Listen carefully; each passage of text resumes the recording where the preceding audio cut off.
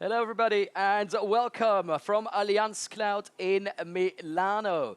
We are ready for the Stihl Timbersports World Championship 2025. And if I say we, of course, I mean Troy Mannering and Matt Slingerland. Guys, how's it going? Awesome to have you here. What can we expect from today? I think we're going to expect some fireworks, aren't we? Definitely. Yeah, most definitely. I mean, we got a bunch of teams that are really looking good. We saw some upsets earlier on. It's going to be a fun competition today, and especially considering now that we're getting into the elimination aspect of the competition, it's going to make it even more exciting for the audience and for us as well. So you're going to see some fireworks in here too, I think. Matt, last year you went home with the silver medal for the US. This year the big favorites again are Australia. What will it take to beat Australia today? Yeah, it's going to take a perfect run. That's just it. They almost broke the record in the time trial, so that says it all. So, yeah, every person's going to have to do their job to the best of their ability. Talking about everybody having to do their job, Troy, what is your job today? Oh, I'm just going to sit here and enjoy the aspect of you two guys doing everything properly instead of me just, you know, talking the whole time. I'll try and keep it exciting for the guys out there in TV land, and, you know, I'm going to make the speed calls on all of the action that you see on the screen today. And then, of course, Matt's going to keep us honest and make sure that what I said wasn't complete and utter garbage. And, of course, Floaty is going to drive the bus. I'm going to try to do so, but as you can see behind us in Milano, things are going wild. We've got a beautiful light show. People already crazy in their seats, and we haven't even started yet. Is that what makes the Stihl Timbersports World Championship so special? Yeah, it's spectacular. It's always top-notch, and yeah, being on that stage gives you goosebumps. Just thinking about it, I get it. So the fans are going to be loud, I know that, and it's going to get everybody hyped. And so I'm excited to see what they can bring. Well, let's see how hyped the people are. And now we're going live to the stage in Allianz Cloud Milano. Let's see what's happening there.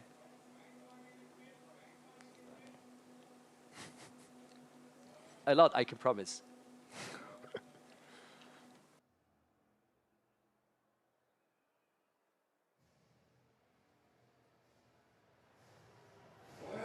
Milano. I said, buonasera, Milano!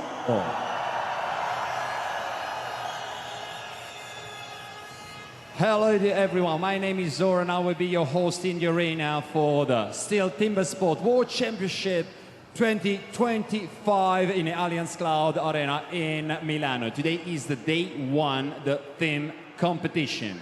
The competition is about to start in a few minutes, but now I would like to introduce some very important person. Adesso vi presento e vi introduco un paio di personaggi importanti con un grande applauso, iniziando dai direttori sport globali.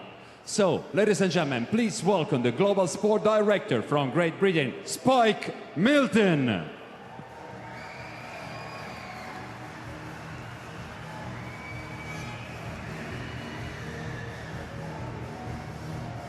Facciamogli un grande applauso. The Global Sport Director from the USLP, Nathan Waterfield.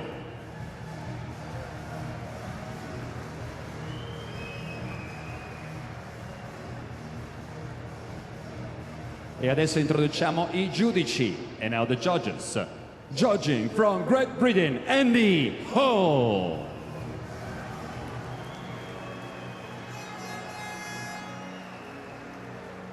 E sempre giudice dall'Italia, Alberto Corbetta.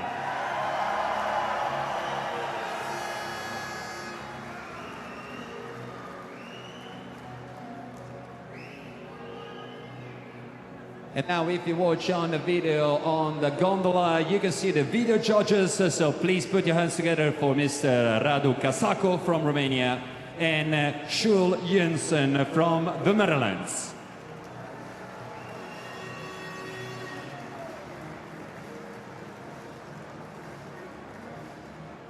Thank you, gentlemen. Thank you, Spike. Thank you, Nathan. Thank you, Andy. Thank you, Alberto. Grazie mille. Questi sono i giudici, questi sono i Global Sport Director, but I will not be alone here on stage and behind the stage, beside the stage for the team competition. Please welcome, she's a member of Italian women's national team in Timbersports, Marta Poletti.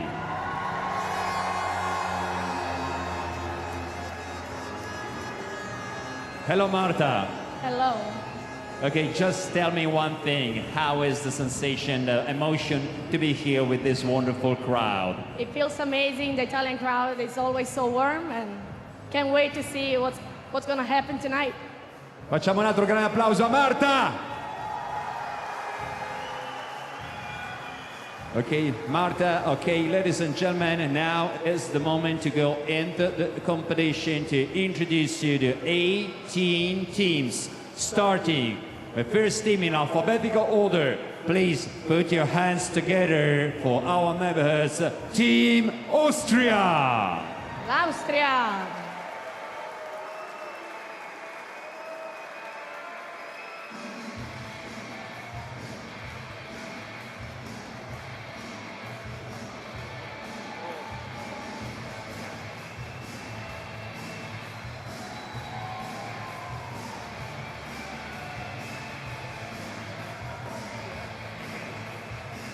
Again, Team Austria, Österreich. And the next team is going to be Team Belgium. Il Belgio.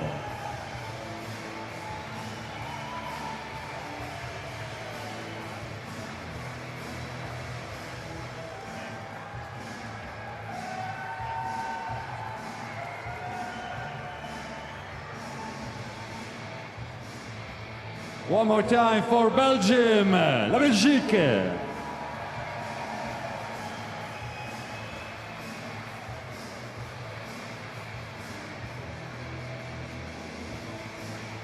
From across the ocean, please welcome Team Canada. Canada.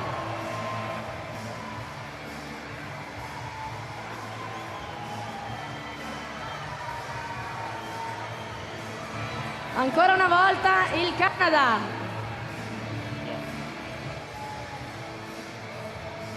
Stanno arrivando i team migliori al mondo, sono i 18 migliori al mondo. Adesso altro team europeo della Mitteleuropa, Team Cechia. La Repubblica Ceca.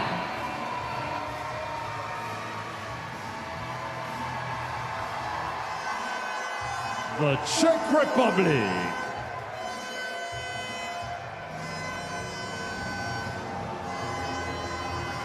Et maintenant, élevez-vous pour l'équipe de France. La Francia.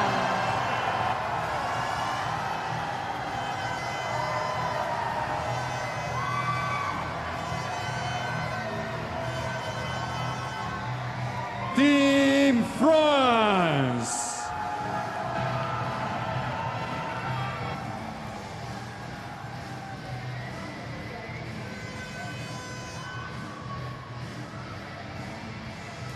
And next, we're going to have Team Great Britain. La Gran Bretagna.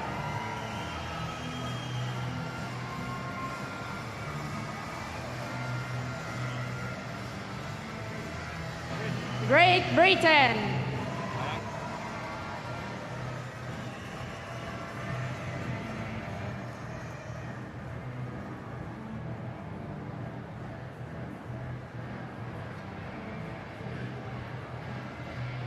And now we have Team Germany. La Germania.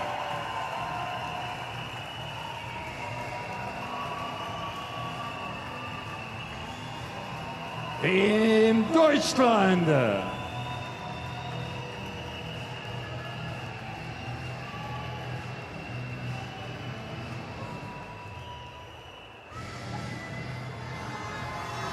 And now it's your turn for Team Hungary. Ungheria.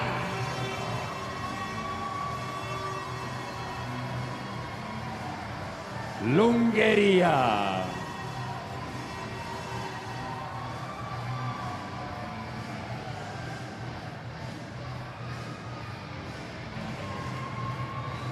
Now, Team Ireland.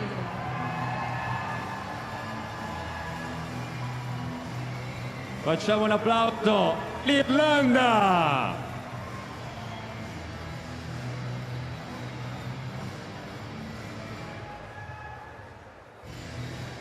And now, please welcome the Netherlands. I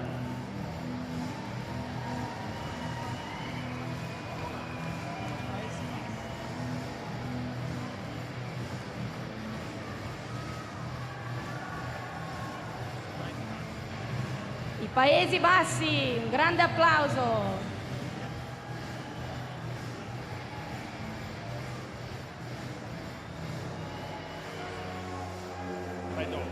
And now, let's say welcome to the New Zealand team.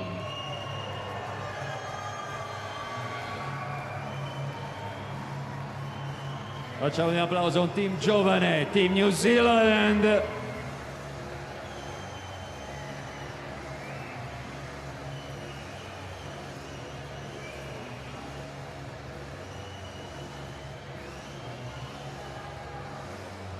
And now a historical competitor, Team Poland. La Polonia.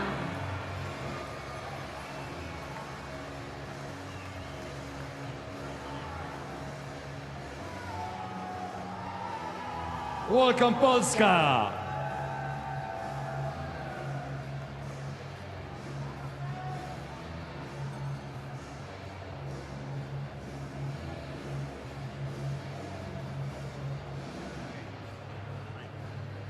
Now, let's welcome Team Romania.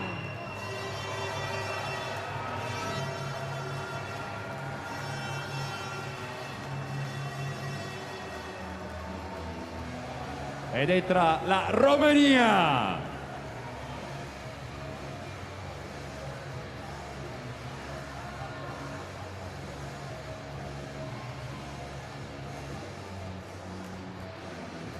And one, I guess, with a lot of supporters making some noise from there. Please welcome Team Switzerland.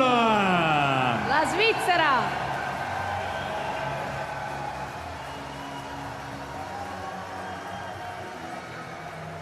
La Svizzera.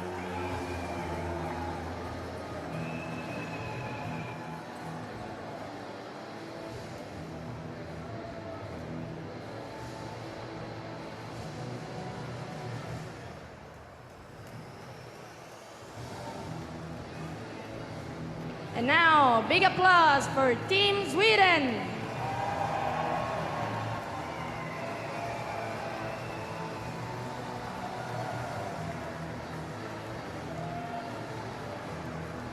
Facciamo un applauso ancora per la Svezia.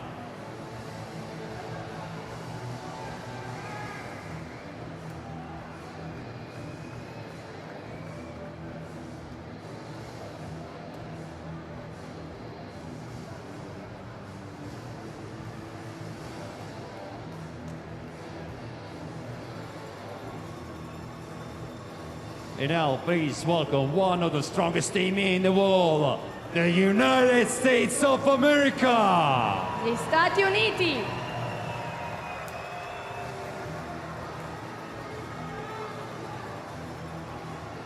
USA.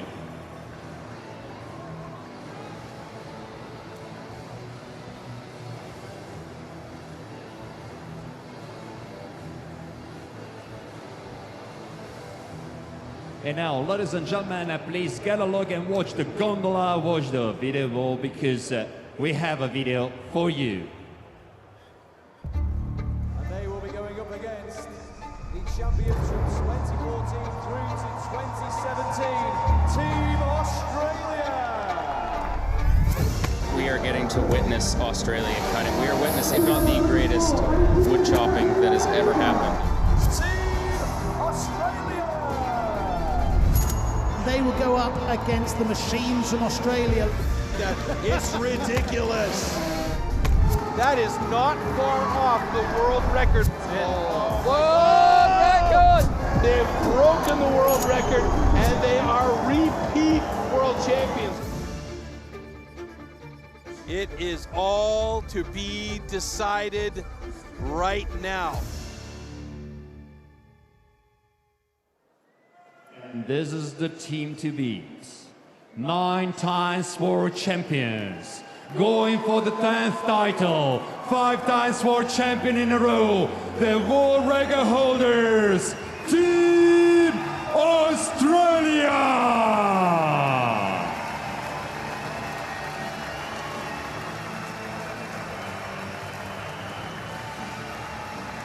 L'Australia, i più forti al mondo!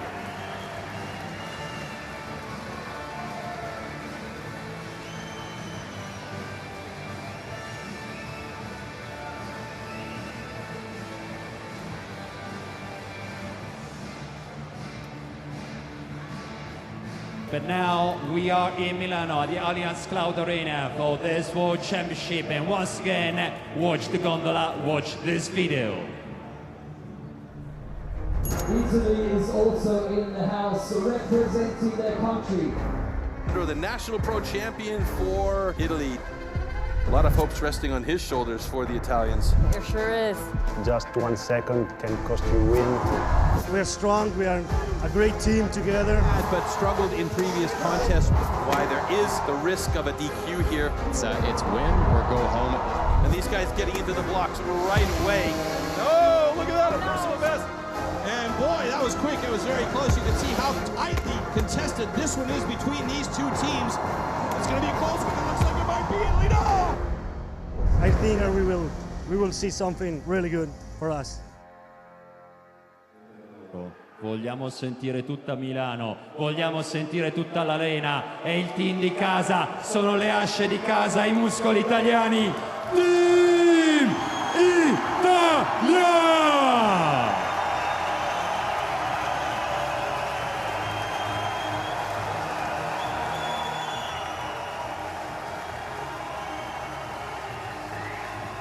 Il campione italiano Michel Perrin. Andrea Rossi, capitano.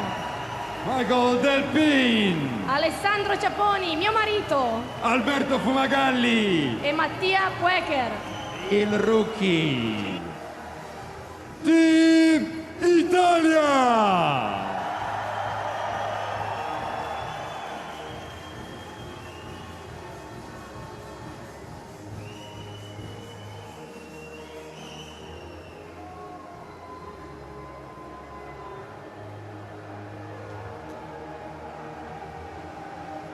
And now, ladies and gentlemen, please stand up for the national anthem of Italy, performed by Simone Bernini.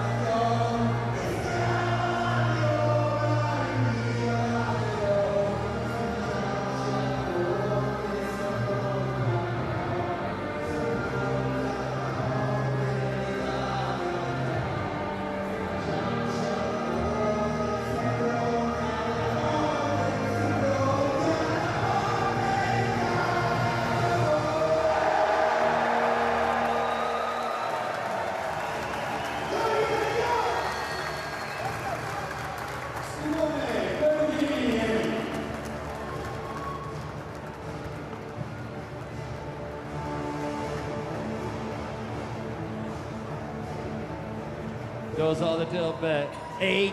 That was beautiful, guys. Really enjoyed that. What an opening. We saw 18 teams, but only 16 go into the knockout round. Yep, we do have the last chance final coming up. 4 teams that were at the bottom of the list during the time trials. A couple of surprising ones in there. Half the battle. Top 2 teams will then move into the round of 16. And we'll get into the real fun stuff then with the knockouts as we motor through this competition here in the Team World Championships. It's going to be a lot of fun. Can't wait. Ready for that? Well, hopefully we'll get the list up on the big screen right now for you. So here comes the competition format. The Stihl Timbersports Team World Championship format. In the team competition, teams of 4 each have to compete in a 4-discipline relay. The order of the disciplines during the team heat is as follows. First up, stock saw, followed by underhand chop, then single buck, and finally standing block chop. Each discipline is executed by a separate team member, and the subsequent discipline can only be started after the previous discipline has been completed. The overall time for a team only counts after finishing the last discipline. Starting a discipline too early will result in a 15-second time penalty. The team competition demands the utmost concentration, endurance, and precision, and the teams have to plan their efforts strategically over the course of the rounds. First, they have to show their skills in a time trial. Only the top 12 teams from the time trial will make it directly to the round of 16. The remaining slower teams from the time trial are relegated to the last chance round. In this round, they need to complete 1 heat, and only the 4 fastest teams from the last chance round advance to the round of 16. The rest are eliminated from competition. In the round of 16, the knockout phase of the competition begins. Here, the fastest teams from the time trial will face the slower teams in reverse order. The teams now continue to compete in the knockout system through the quarterfinals and semifinals. The losers of the semifinals will fight for the bronze medal in the small final. After this, the top 2 teams will compete one more time to see who takes the Team World Championship title.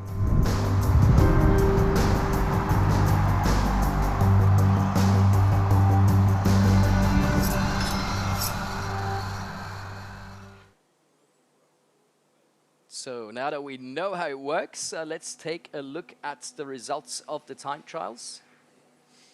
Australia blisteringly fast again. Matt, you mentioned Unreal. earlier they almost reached the world record time in the time trials, which is really unusual. Yeah, I said that's not looking good because normally you're just going for a safe run, and there they go with a world record. So it's like, what do you do at that point? You know? Almost. Not there came yet. close. But I mean, they were up against the U.S. in that time trial as well.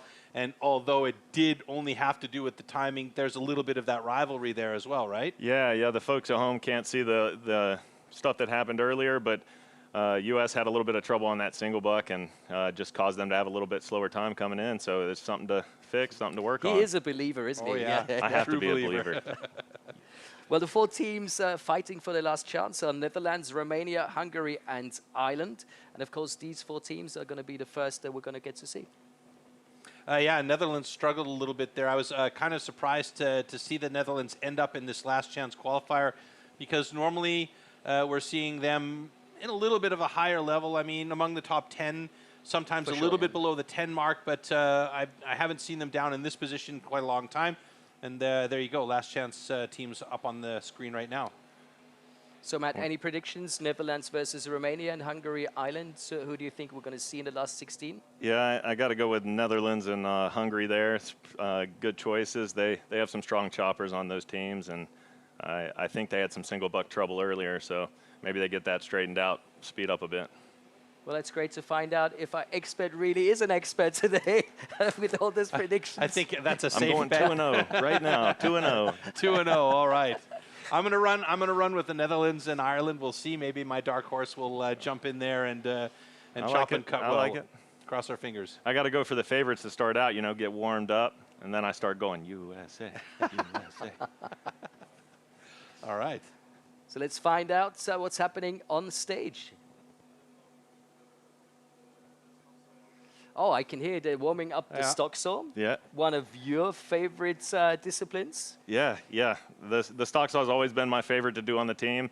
Done a couple of the different events. I've done single buck and underhand as well. But stock saw, it just takes a lot of technical technical and focus.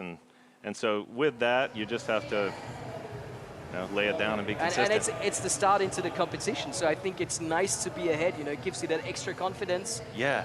And you don't want to be behind, from the very beginning. So you have to have a strong start to the race to get it going. You're the first guy sure. with, with the baton in the hand to get that race going, right? Yep.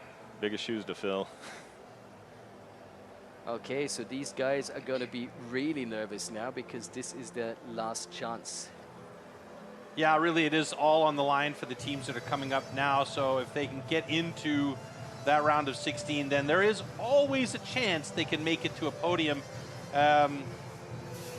Realistically speaking, they got a lot of work in front of them, but stranger things have happened, right? We've seen complete breakdowns throughout competitions before, and teams we never expected, or athletes we never expected to be in high positions were up there in among the top 10, top 5 in some cases.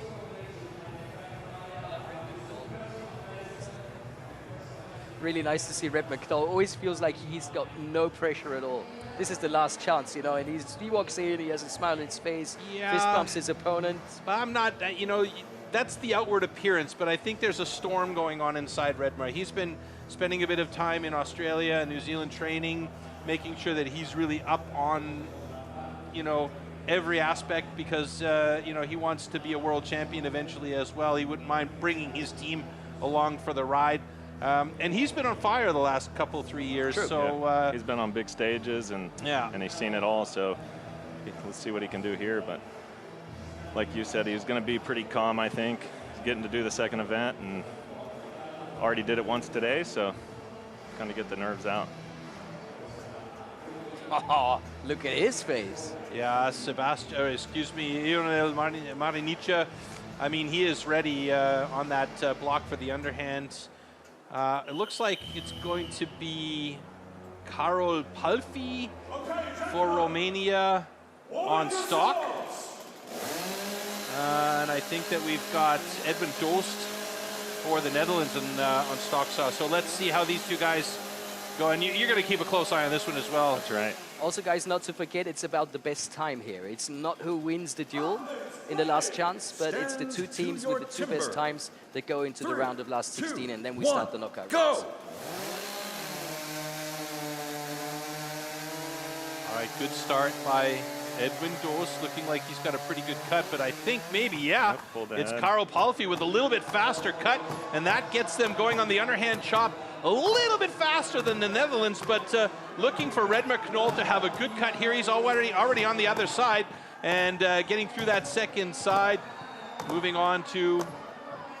You see the big slabs coming out. It's got to be pretty good wood up there. So yeah, it's a nice cut there for Redmer as well. And they've gone over to their single saw. Now it looks like Eugene Jerez is struggling a little bit to get the saw started.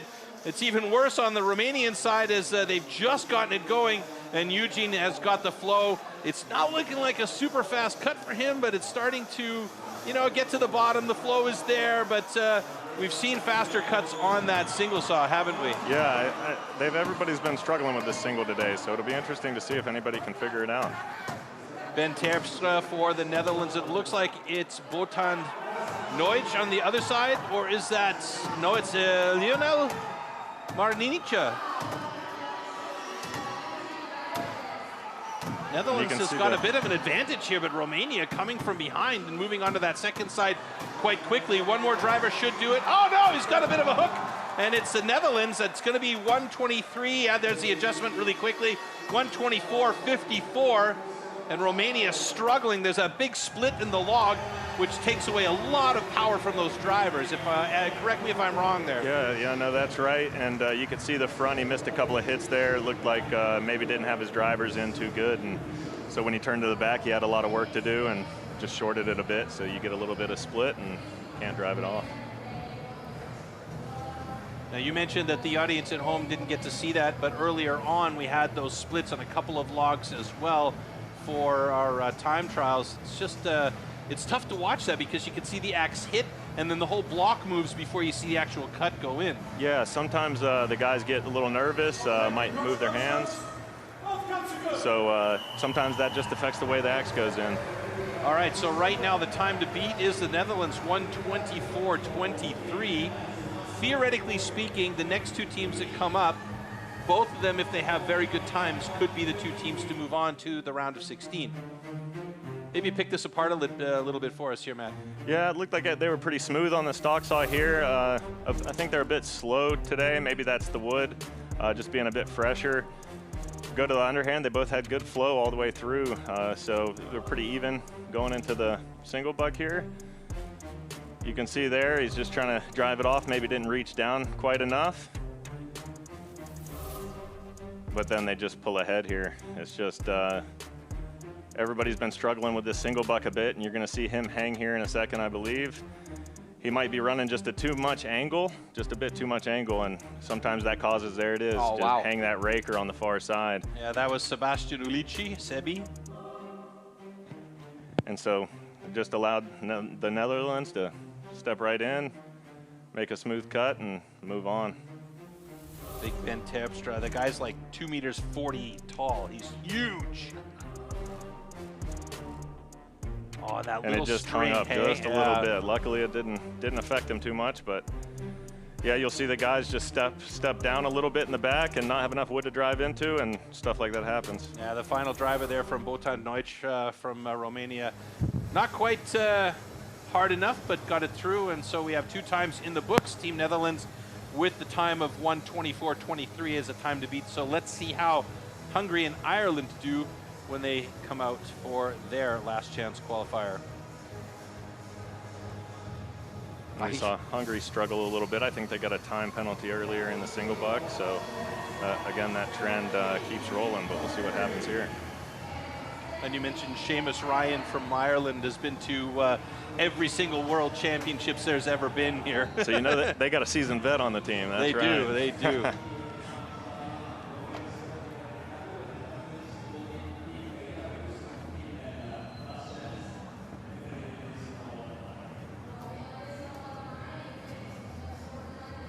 You see the young lad, Bencha Strubel, Benchy.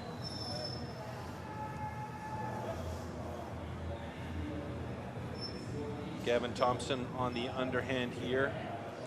And he's been training a lot, going all over the world, and it'll be interesting to see what he can bring to this underhand. Yeah, no, see on the single buck, he's a rookie. I've seen him perform a lot of times also at the Dach Championship, so he's very focused. He's really good. He had a bit of an unlucky last stroke in the time trials, but I wouldn't underestimate this guy. So let's see what he's capable of and handling the pressure, of course, at his first World Championship. It's quite a young team too, Hungary.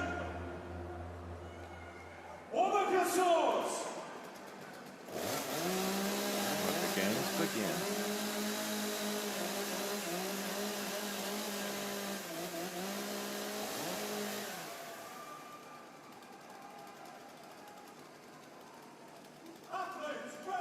Stand to your timber. 3, 2, 1, go! Oh, a bit of a misgrab there by Zoltán Bosó from the Hungarian side.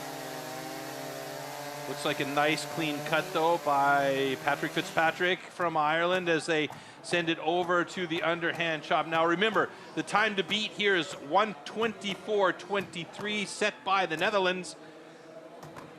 Getting a little sticky there.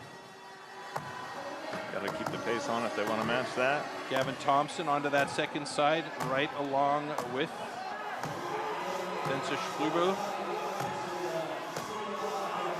You can see where he just missed those chip hits a bit, cost him a little bit of time. And Adam Urban, Ochi. Oh, he's doing Ochi going for really it. good here. Oh man, I told Hungary. you, I told you. He's Now, a big, big talent. Give that kid some spike shoes and we might not see his feet slipping all over the place so much, right? Yeah, the youngest to ever compete here, I think. And he was so proud carrying that flag, so so great. There's a good chance we'll see him compete in the round of the last 16 if they keep They can hold it rolling. together, I think. Yep. Yeah, Zoltán looking good though. He's already moved on to the second side of his block, so This is a very good chance that we might have two very good times here. Flat. And we may well see, oh, it's coming Gotta close. keep the slope. Should have went one up. There it is.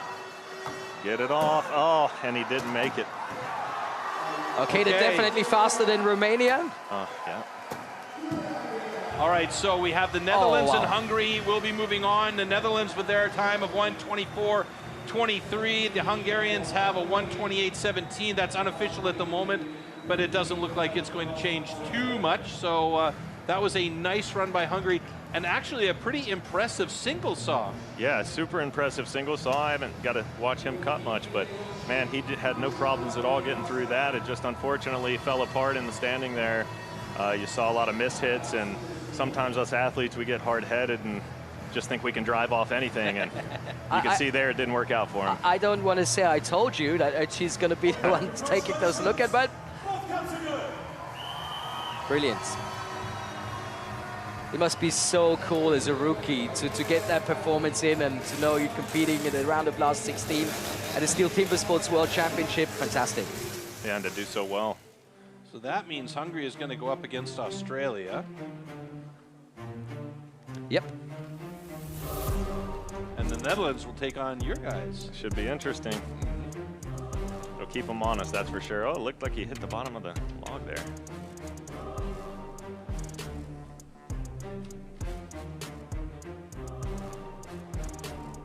Yeah, everything was going good for Hungary there, just until the standing block. You can see he overcut his top there, the big space in the top. It's got to cost a couple of seconds.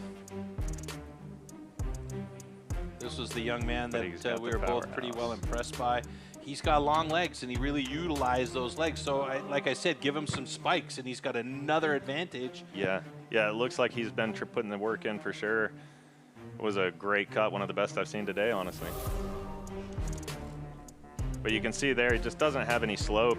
He didn't put enough on his up hits, no slope there either. So when you can't get slope, then you can't sever the log.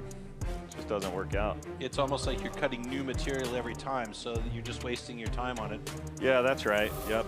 Yeah, especially the miss hits in the downside there. So just look at the crowd; they're loving it. It's a beautiful thing to see. Us athletes love that. And the Hungarian fans, you know, they're passionate about their teams. So there's the final brackets. That's what we've been waiting for. Like you said, Troy, before. These two teams proceeding to the round of 16. Not easy opponents, to be honest. To say the least. Yeah.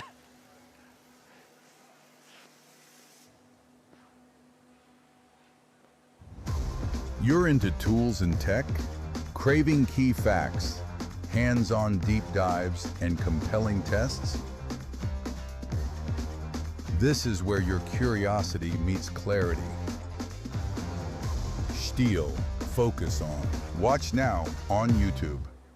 Wow, we are ready for the knockout round. So now it's not about times, it's about winning the race. Yep. Win or go home. That's when the real action happens. Yeah, exactly right. You know, I was just going to say, this is when it gets interesting because there's a little bit of that gameplay also upstairs between the two teams as they come out. They'll get up there, and you know, you're focusing on your job, but out of the corner of your eye, you can often see what's happening on the other side of the stage, and you know, geez, I got to work a little bit harder here, and maybe you make a mistake, and you're thinking things through. I mean, tell me if I'm wrong on this one, but yeah, it you can seems to me definitely like feel it, and so if you get behind, that can play in your head a bit, and I think the strongest athletes, what makes them great is just maybe knocking out that noise a bit, you know? And there's our heats. We've just shown you the round of 16. Let's get it started, guys.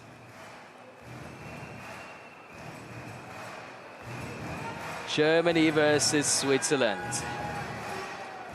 Now we saw in Team Germany, Danny Martin was on the single saw earlier on, which is surprising. Normally we're seeing him on the underhand chop. So they made a little bit of changes. Seems to work out for them though. And you can see the personal bests of both these teams are pretty close, you know, under a minute. So with the adrenaline pumping, the question is between two fairly strong teams from the European side, What's your thoughts on who's going to take this one, Matt? Yeah, I think it's going to be a really close race. I think advantage stock saw goes Switzerland. I've seen him train myself personally, and so he might give them a couple of hit lead. We'll see if he can hold on to that through the race. I'm totally with you. I was in the training camp with the guys, and in every race against USA or Canada, this is where Switzerland took the lead. He is so consistent. It's unbelievable. It seems like he's a, I don't know, a bot. You have to have a passion for it, and he clearly does. Yeah, he's just done it so many times, it's automatic for him. So I feel like, sorry, I was just going to say, I feel like this one's going to come down to, because obviously the stock saw is going to play a big role, but I feel like this one is going to come down to who can get to the single buck fastest, and that's going to be the race that determines how we're going to finish this one off. That's right. Because we got a couple of good stock sawyers. I mean, Danny Martin, unexpected on stock saw, but he can definitely do it. Yeah. And then we've got Marcel Steinkemper going up against Christoph Geisler. I mean, we got two different generations battling on the underhand chop. And we'll see. So that should be quite interesting. And I know that Marcel Steinkemper has been working hard on that underhand to make sure he's on point. Here we go. Yeah, he's a beast. Stand to your timber. 3, 2, 1, go! So there goes Bühler. Yeah, quick. Florian Hagel got right into it. Blah! Holy smokes, folks!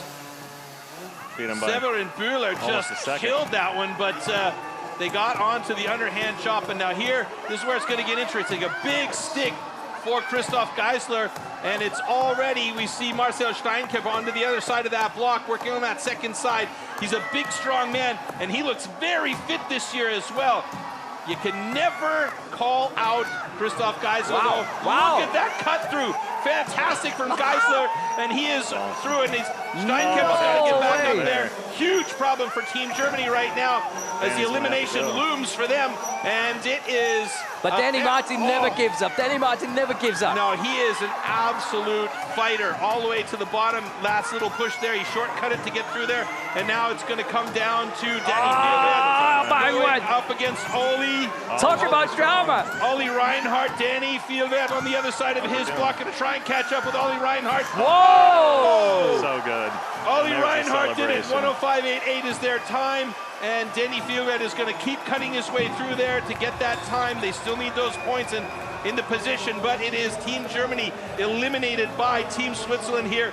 What a run, and an unfortunate underhand chop for Germany. We're going to have to look back at that. You need to pick that one apart for us. Yeah, that's right. It looked like maybe I had just trouble driving it off, thought it was there, and then it wasn't. So you make a call like that, and any call, split decision seconds, you very could impressive. cost you the race. What a great run by Christoph Geisler. And he never ceases to amaze. At one of the oldest competitors out there, he is still absolutely part of the show, fit, and you got to watch him every time.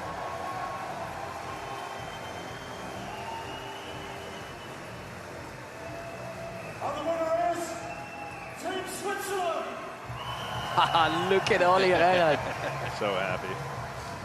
Yep. Yeah, fantastic run. Smooth runs, that's what it takes. Yep.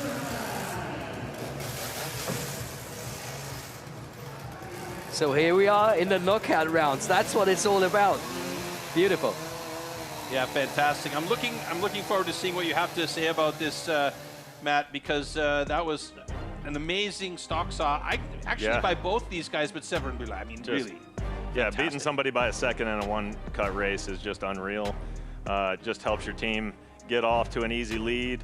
Like you said, the experience in the underhand really helps. He could just cut it off right nice and clean. You're looking at an underhand race that's just pure strength versus pure precision. So you can see that it just didn't work out for Germany that time. He was going really good. It looked like they were going to take that strong lead, and he just couldn't get it off. And Danny just was too far behind. He's a strong single bucker, but there's nothing you can do about it at that point. Yeah, Pierman Gnadinger for Switzerland had a really nice single saw as well. He was clean, and look at the celebration from Oli Reinhardt. Love it. Absolutely fantastic. And there's some really passionate Swiss fans in the audience. They were here in front of the booth earlier on, having a good old giggle. Yeah. Danny Fielwert with that final driver, unfortunately not enough, and the Germans get eliminated. Too bad. But great job by the Swiss side. And we just keep moving on. Belgium versus Czechia. That's our next heat in the round of last 16. Tough call here. Really well-matched teams. Belgium always can surprise you, you know. Koen Martens, like he leads that team with passion and you know, with his heart on the sleeve. Matthias Klima, the young guy for the Czechia. He's the up-and-coming new blood, and everybody's kind of stepping in behind him and saying, okay, let's do it. Yeah, another guy that has traveled all around the world, really put the time in, wants to be great, and hopefully he'll show you that here. Yeah, he's not here for fun and games. Yeah, that's right. He didn't come here to ride the rides. He came here to win.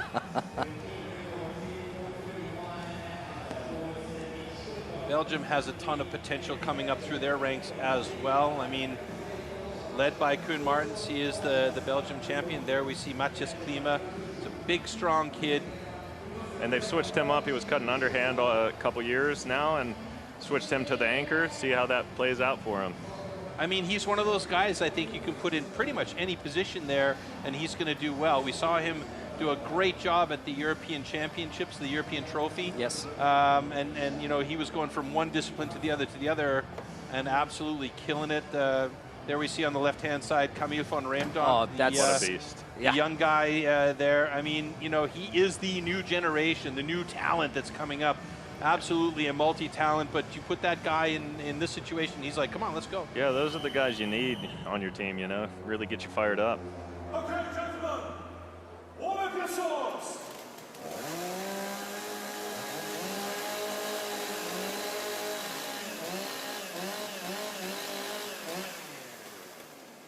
So we should have Martin Kalina on single saw for Team Czechia.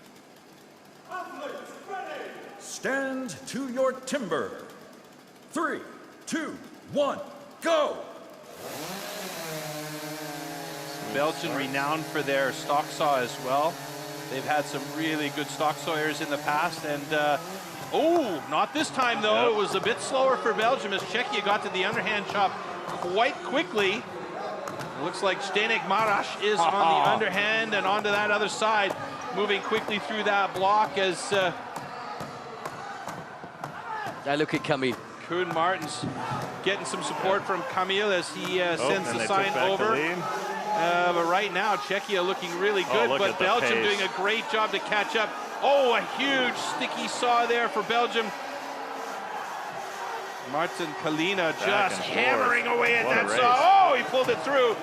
And now, we'll see what Matthias can do with it. Goes over to Matthias.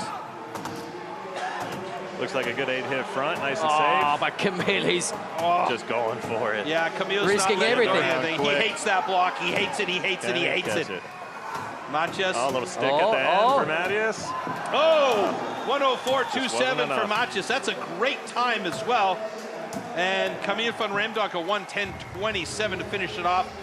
So a real nice effort. A little bit slower on the stock as expected, because normally Belgium's really, really solid in the stock saw cut, but this time they just didn't have it there. Yeah, and you start out with a no lead, you're in trouble, I'll tell you that. That's especially exactly against a team what like Czech Republic. So best time we've seen so far in the round of 16. Well done, guys. the young man there just couldn't reel him in. Oh, under review. Interesting. So what are we talking about? A cut line or a jump start for a transition? Yep, those are really the only two ways you can. Yeah.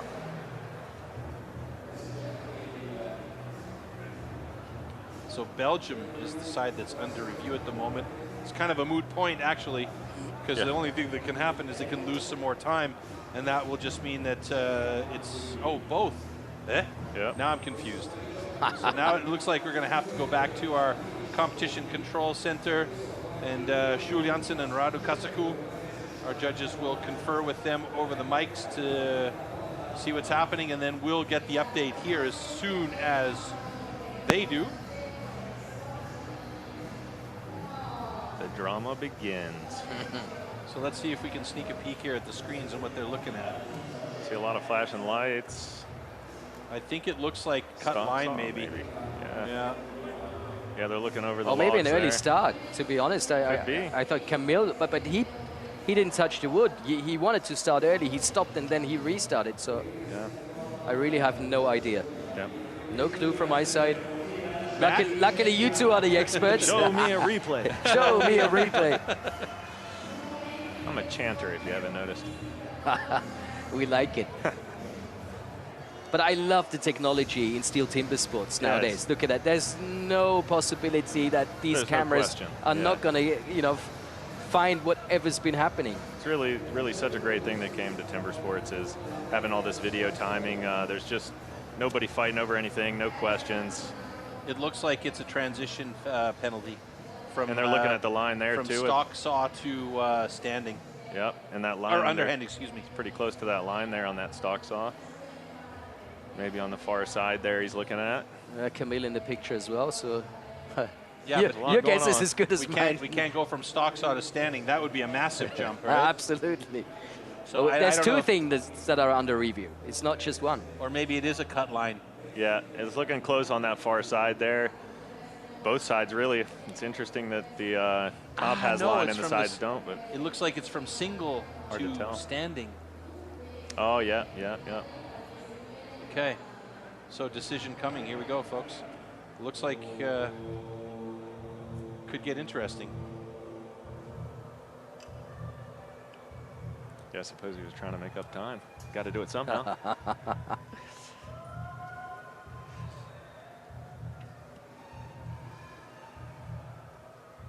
So we made video checks for both teams for transition discrepancies, and there's a 15-second penalty awarded to Team Czech.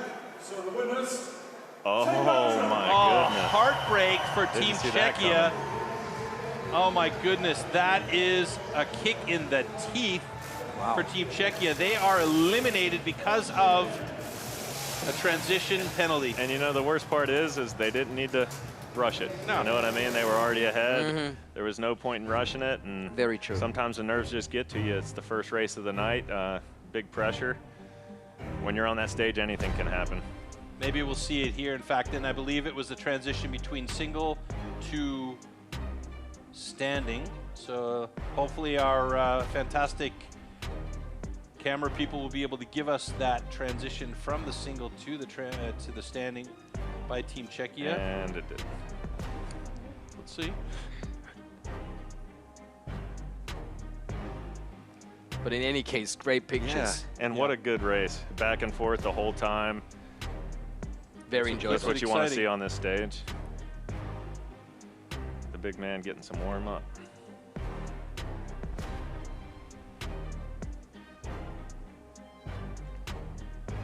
Yep, you see him rushing a bit. Not coming with as much angle as he'd want. So he's going to have to pick that up on the next race. You can see a little sloppy chopping, so. All right. Always want to watch it. He's really trying to get through that top just with pure power, hey? Yeah, at that point he was just rushing so much that you just start turning your hands funny ways. It's coming up. Oh yeah, you can see it right there. Oh, so even worse that it was Mattias that did it, because they were so far ahead at that point because of the hangs in the single that it really didn't matter. Oh, what a heartbreak for Team Czechia. But nothing to argue about. Yeah. That was a clear. It was a clear. Yep. A clear DQ. penalty. So yeah, that's unfortunate. But you know what's going to happen there? They're going to learn from it. They'll watch the video replays on that, and they'll make sure they're really on point for the next time that we see them on stage. Let's talk about Great Britain. In the That's time nice. trials, absolutely amazing. Personal best saying under a minute. Yeah, 57 seconds, I believe, or 59, 58, yeah. That's a new personal best for them. They actually improved by like 4 seconds and change from their previous. Yeah, super smooth run by them earlier. And then they get Canada. Yeah, how Because unlucky. Canada, They get a DQ earlier in the time trials, and they're put ranked 12th. So they got a hard fight all night. So we'll see what Canada can bring to that. I know they're working through some things, and we'll just see how they go here. I talked with Team Great Britain earlier on, and I was like, so, you're up against my home country, huh? Good luck. And they said, yeah, you know, it was a good run, and I was really happy for them, honestly, because, and nothing against the Canadian guys, I would love to see Great Britain win because I am definitely in that underdog phase of my life right now.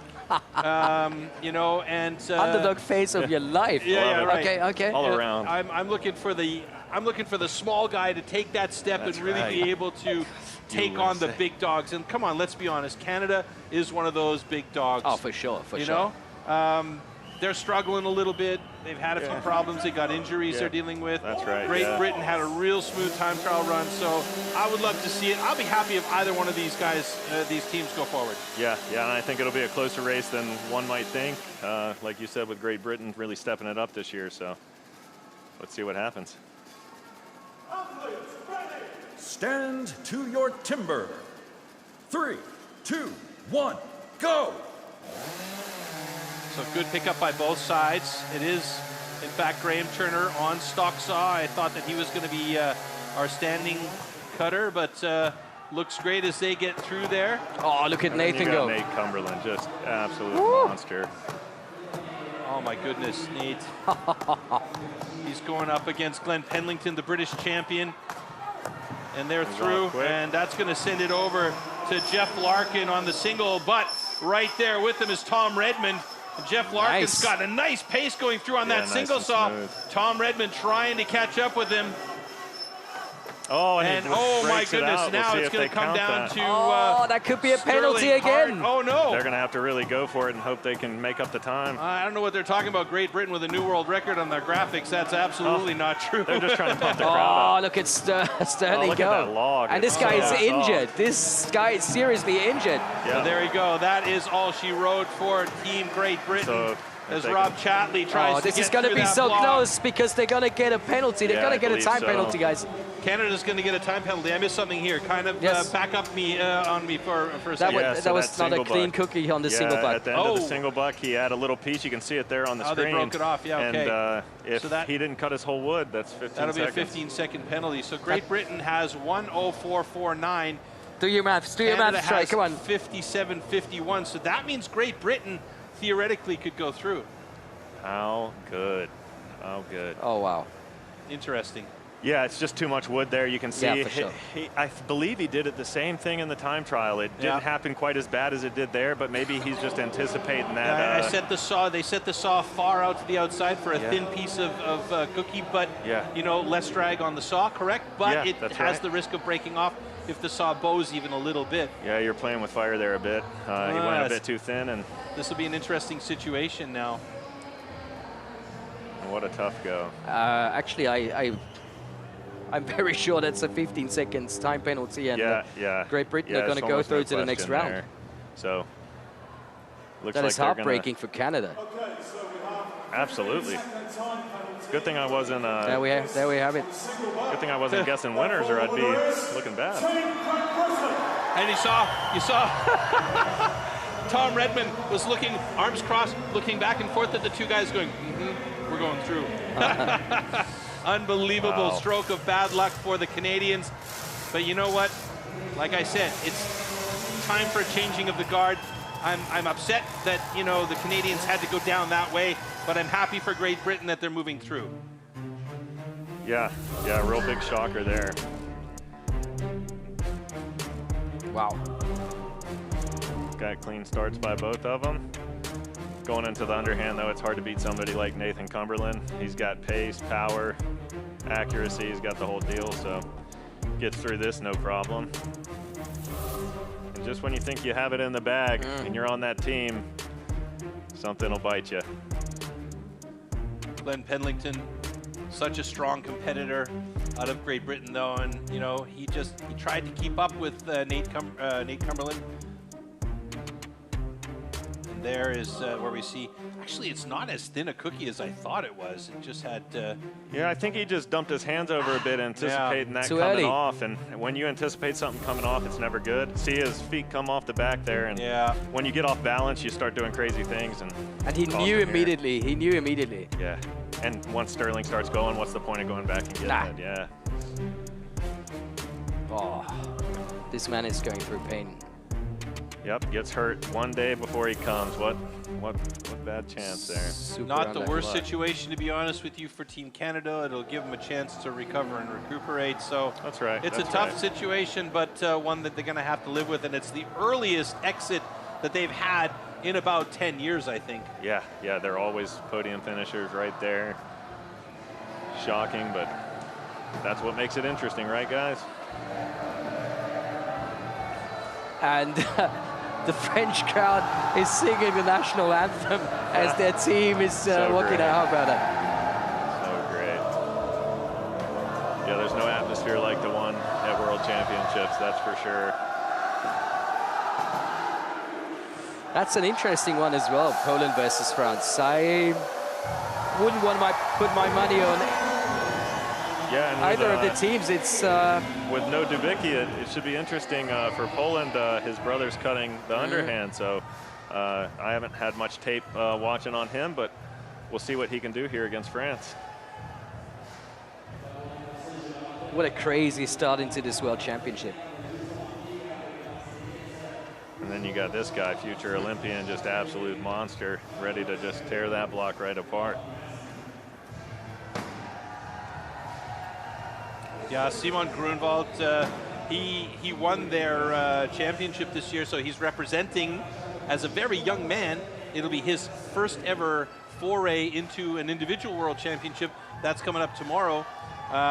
It's going to be interesting to see if he can keep himself mentally together for this competition tomorrow, but put him in the situation with the team, and boy, he is a tough one to beat, especially on that underhand. But he's standing block, isn't he? Yeah, standing block today, yeah.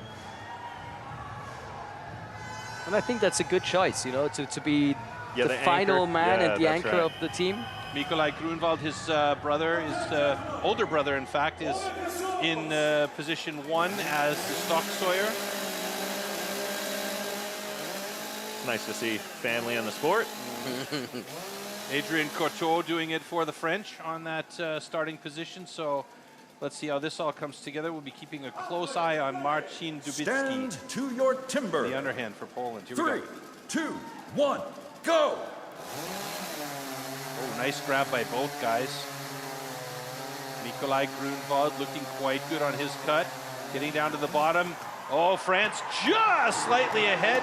And now it's going to come down to Marcin Dubicki for Poland up against, oh my God, Alexander Maurice. Alexander shaping and cutting and designing his own axes, is so strong on the underhand discipline. And he is through. Oh, and a good cut this time by Marcin Dubicki. Oh my word, this is gonna be so close. Christian Kaczmarek going up against Pierre Puy-Barré in single. Pierre Puy-Barré is so strong here. He's through nice and clean and sends it over to Loïc Vincent. That way, Simon going up against each other. Simon Grunwald, Loïc Vincent battling hard to get to that block. Crazy. It's gonna be Poland or it's gonna be France. Looks Poland, like it's gonna be Poland. There he goes. Oh yes. Too strong. Poland, 3 drivers faster than France with a time of 57. How on earth did he do that? 7-8. That is a great time. Very, very nicely done. A formidable challenge for France, but they were up to it. Yeah. They came close. Yeah, what a race. And you see that Marcin picked up some time there. Looks like about 9 seconds. So considerable time there. That was a noticeable difference on the underhand compared to earlier on. I might have to change my predictions around it. Can't do that now, come on. But Simon just needed, I don't know, 3 or 4 strokes less to finish the wood. Yeah, at least. Maybe even more, yeah. I think they must have went and talked about it and finally got it figured out a bit. All right, so we're halfway through our round of 16 here. First time under a minute. Yeah. So Poland, repositioning themselves better than I thought they would do because, you know, I both talked about it earlier on, Matt, when we saw Marcin cut that underhand, we were like, ooh, it's not looking good for Poland. Yeah, he had a dog leg the back of his log, which means he was driving into dead wood, and when you're doing that, he just cost himself probably 5-6 hits, and they were 1:09, I believe, so picking it up to 57 is a big deal. So he definitely went and watched the tape, figured it out, calmed himself, and did what he knew he could do. And Alex Maurice here was actually quite a bit faster than Marcin on that underhand chop. He was nice and clean through. Marcin stepped down, had to come back up and do one more driver. Christian Kaczmarek, really good on that single saw, but not quite as good as Pierre Puy-Barré. And of course, what can you say about these two young men here in particular? Yeah, and Simon Grunwald. Thought Simon might have shorted his front a bit, but looks like the wood's good enough that he got enough done and had no troubles in the back there. Seems to be the Kelly Slater of wood chopping. He can really read the water, hey?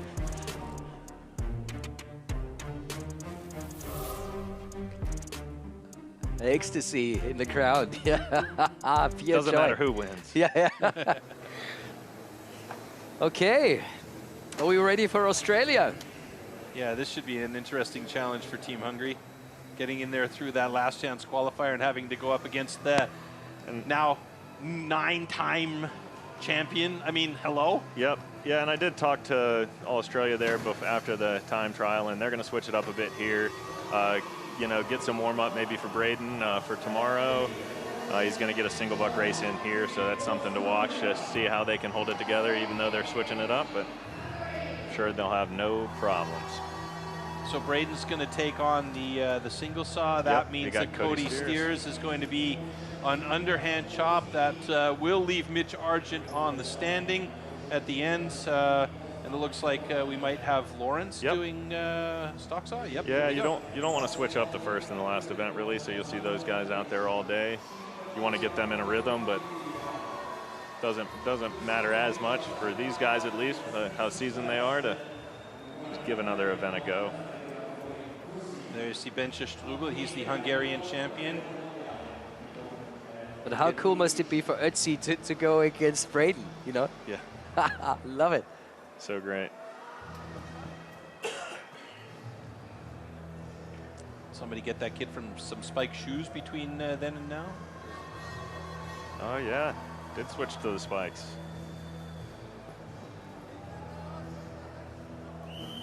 I imagine Braden will take this pretty seriously as what he has to look forward to tomorrow.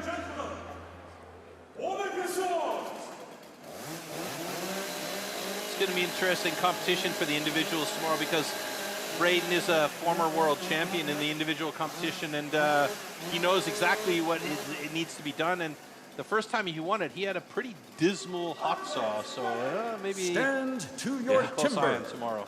3, 2, 1, go! Oh, good start. Yeah, super safe for Lawrence. Looks like he took his time on the top there. Probably going to make him a little slower, but Zoltan Boso was quick to get on that block, and both those cookies dropped at roughly the same time. Now moving over to it, it's Bence Strubel going up against Cody Steers on the underhand. Cody quick to the other side. Bence right there with them. Could we see a personal best time for Hungary here with the amount of pressure they're under going up against the Australian side? Might be interesting to see if they do play up in this case. Bence through, and there you can see Braden Meyer on the single saw. He's got it going. Nice flow. That young kid from Hungary, Adam Urban Oshi, looking really good as, oh, we got a bit of a sticky one there. And Team Australia already on the second side of their standing block here. They're not going to have a personal best, but that's going to be a great time of 52.67. And I kind of feel like Hungary might manage to get themselves a personal best out of this. Let's see. yeah, certainly the wood's there for it. Let's see if he can finish this off strong. Getting in there hard. Maybe not here. He's just cutting to his ability here, taking his time, making sure the hits are right.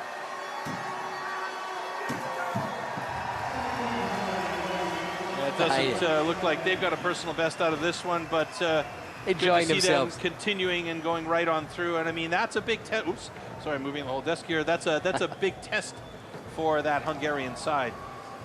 Yeah, it's got to be a bit nerve-wracking to go against Australia. Yeah, but you can say you lost against Australia in the last of 16. That's okay.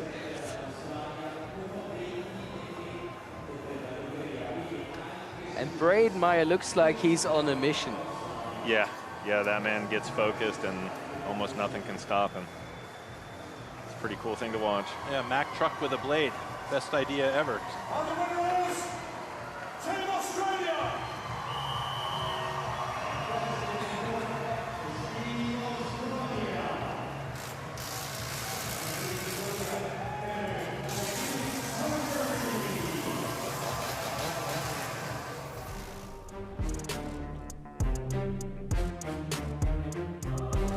I felt like Lawrence had this pick up a little bit slower than Bencha. Yeah, it looked like he wanted to take his time. I heard that they made the line right at 5 centimeters this year, so it's actually a little bit of less wood.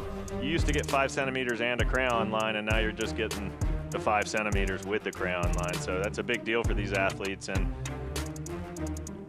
I do think he wants to kind of save that for later, you know, go for it when the time's right, but right now just don't make any mistakes, don't get any penalties, and just move on.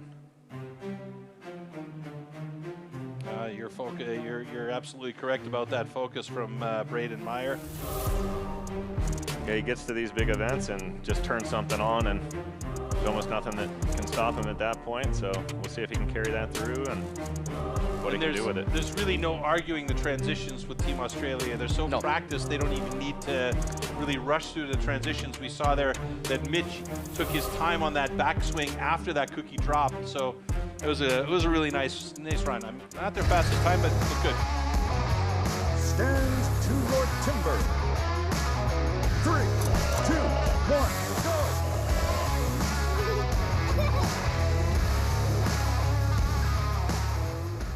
Finally, a saw that I would recommend to you, Troy. Yeah, it's something I can actually work with. No worries about cutting off fingers or toes. New Zealand versus Austria. That's our next heat.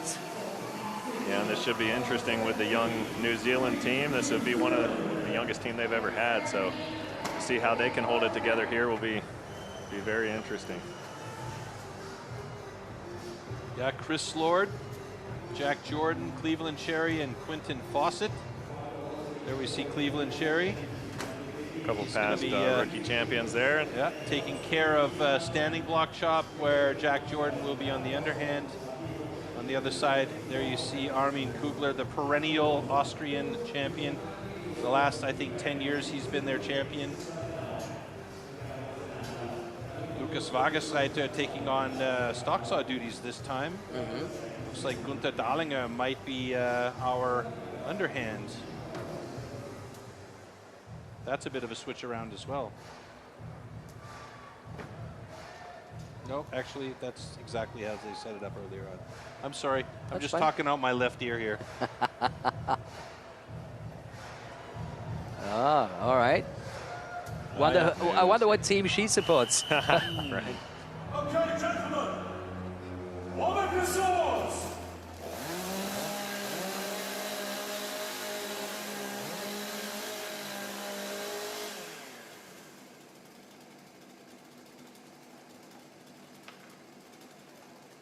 Lukas Wagereiter for Austria is an excellent stock sawyer. Let's see how he does. Stand to your timber. 3, 2, 1, go! A little bobble there for him. Sounds like they're weighting the saws a bit too much, but Chris Lord, nice cut there. Both of them getting through to the other side. Pretty even cuts by both of them. In fact, as we head over to the underhand chop, there Jack Jordan onto that other side pretty quickly as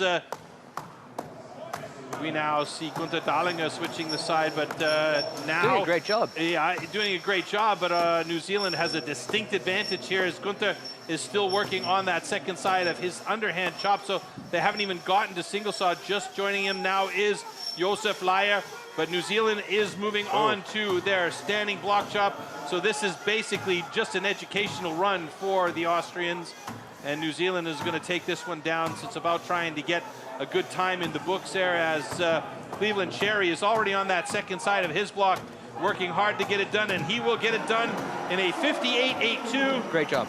And Armin Kugler now switching to the second side of his block, and the standing looking pretty good for Armin as always, but Austria well and truly out of this one here. yeah, and it doesn't look like there'll be any penalty stopping this one. Oh, he wanted it on that last driver and needed one more to get through there. Tough break there. Yeah, New Zealand with right around the same time as their time trial, so seeing some consistency there. Jack Jordan, nice smooth run. He's unreal in the underhand, so.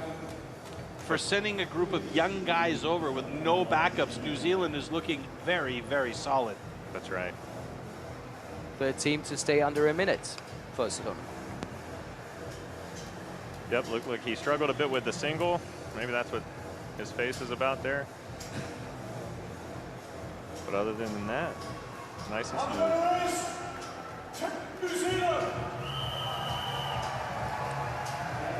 So it's official. Austria with a time of 1:18.36. New Zealand taking it down at 58.86. And as you said, Floaty, one of 3 teams to be under a minute. Poland and Australia, the other 2 teams. So let's break this down a bit, Matt, because interesting look at that stocks off. Yeah, they looked like they both had smooth runs there. I think there was a little bobble on the Hungary side.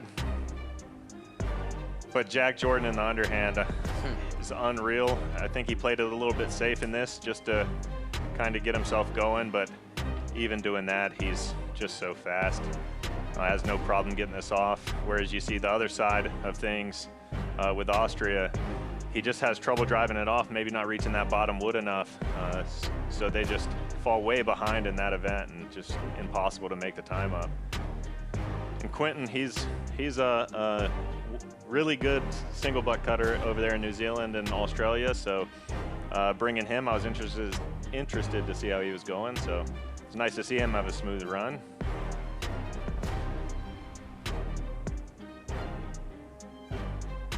And it just wasn't enough. You can see those last 2 drivers, he kind of yanked it through to maybe try and get that block off sooner, then had to go back and do it again. And there's a Cleveland Cherry fan in the audience right there.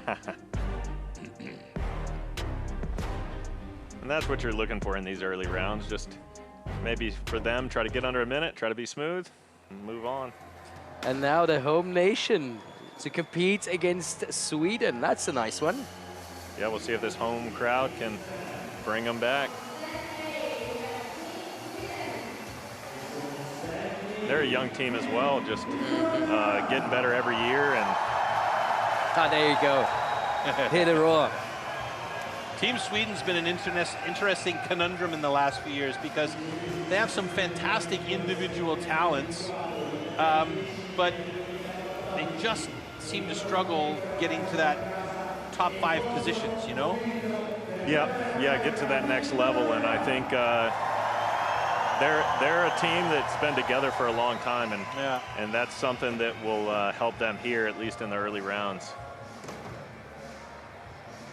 Yeah, and we talked about family business. Emil Hansen, a perfect example. Yeah, that's right. I mean, his dad, Hans-Ove Hansen, is an absolute legend in the sport. They organize their own events in Sweden as well. So, yeah, HOH events up there, and you're seeing he a knows lot what of these that. races are all about. Yeah. And you can see it carry over. Pontus Shia will start us off, I believe, on Stocksaw. Yeah, there he is. Saw the boys, they wanted to go and do a tour around Milano the other day in the pouring rain. I felt bad for them because that was the only opportunity, because today and tomorrow is just going to be busy, you know? Yeah, that's right. All right, here we go.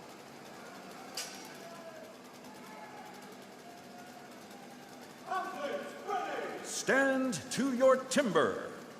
3, 2, 1, go! Oh, good start by Sweden. Pontus Shia straight into that cut. No delay at all whatsoever. Both cuts really good.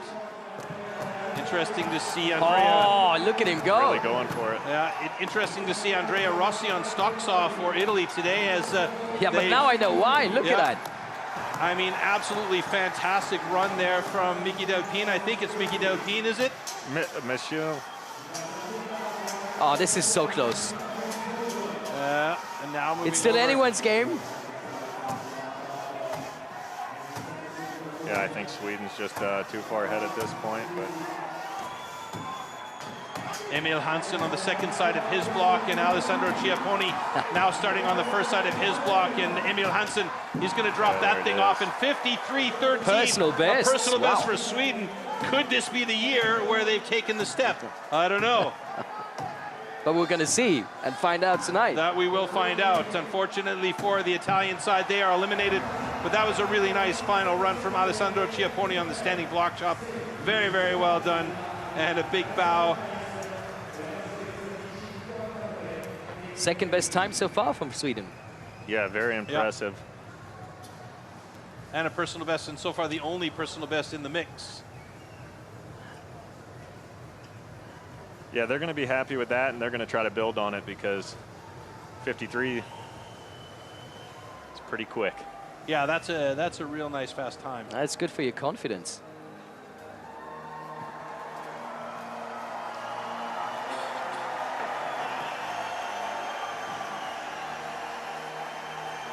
There it is, the big goodbye.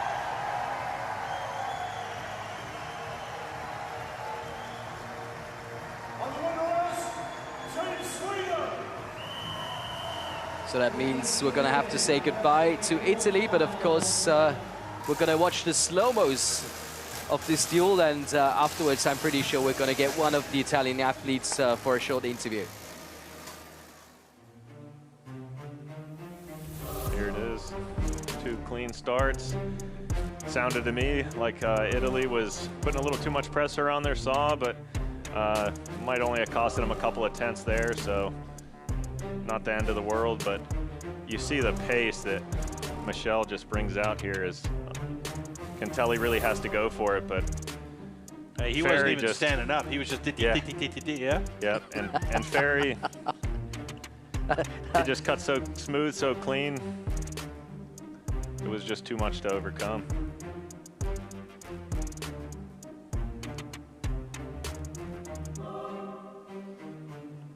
Yeah, Ferry's quite the technician at targeting. You know, he's got the pace plus he's got the targeting. So yeah, if you don't have the weight, you got to have the accuracy. So let's find out what the Italian athletes have to say. Okay, we are here with Team Italy. They competed at home in Milano at the Allianz Cloud Arena. We have the captain here. I'm just moving to Andrea. Andrea, sei il capitano. Com'è stato gareggiare qua a Milano, in Italia, oltretutto da capitano in questi mondiali? Sì, diciamo che io ho parecchi mondiali alle spalle e è il primo mondiale a squadra che disputo in Italia, è stata una grande emozione. Ringrazio tutti voi che siete venuti a vederci, a tifare, a vedere questo bellissimo sport.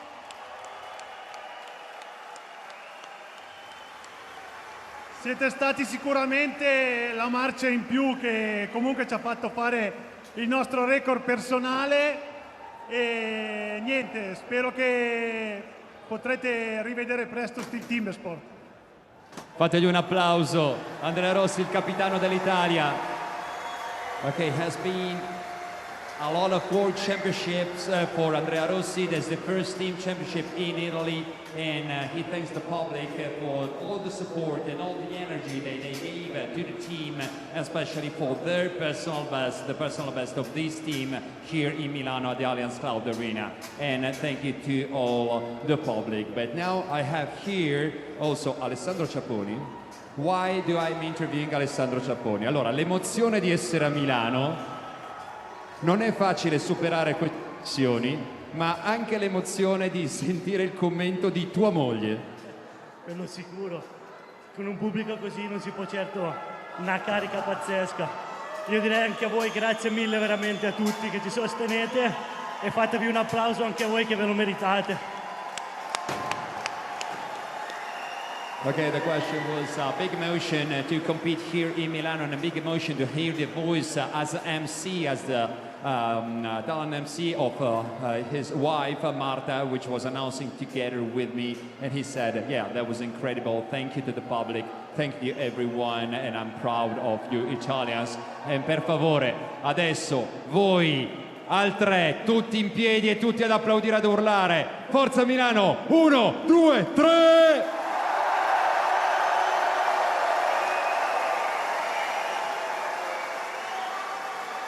E grazie al Team Italia, Michel lo vedremo ancora domani, ma è stato con noi oggi.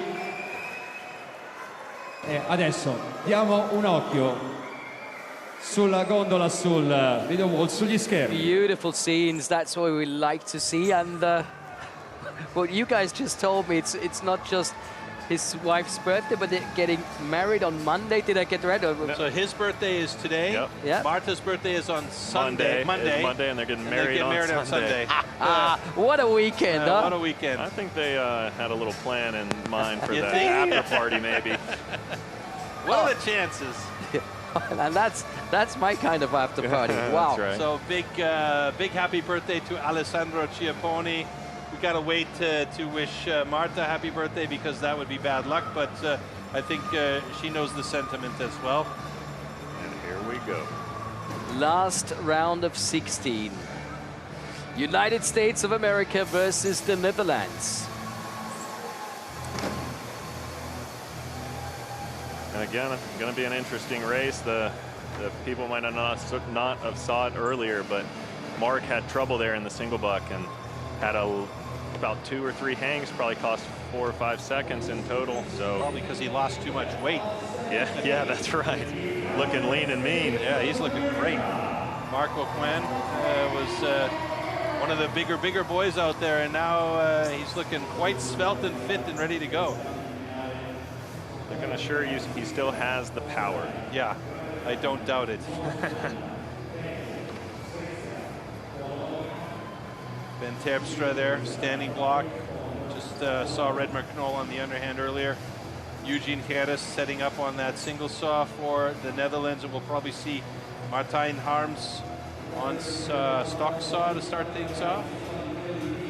Yep, and they have their hands full here. We'll see if they can rise to the occasion. There's our reigning world champion, and he also just broke the hot saw world record at the U.S. Champions, didn't he? Yeah, he did. Semifinals day. He cut a 4.2, I believe. Unreal. Yeah. Okay, gentlemen, hold up your swords. So we'll see if it translates here in the stock saw. Hey, if you got the hot hand, why not? Yeah, that's right.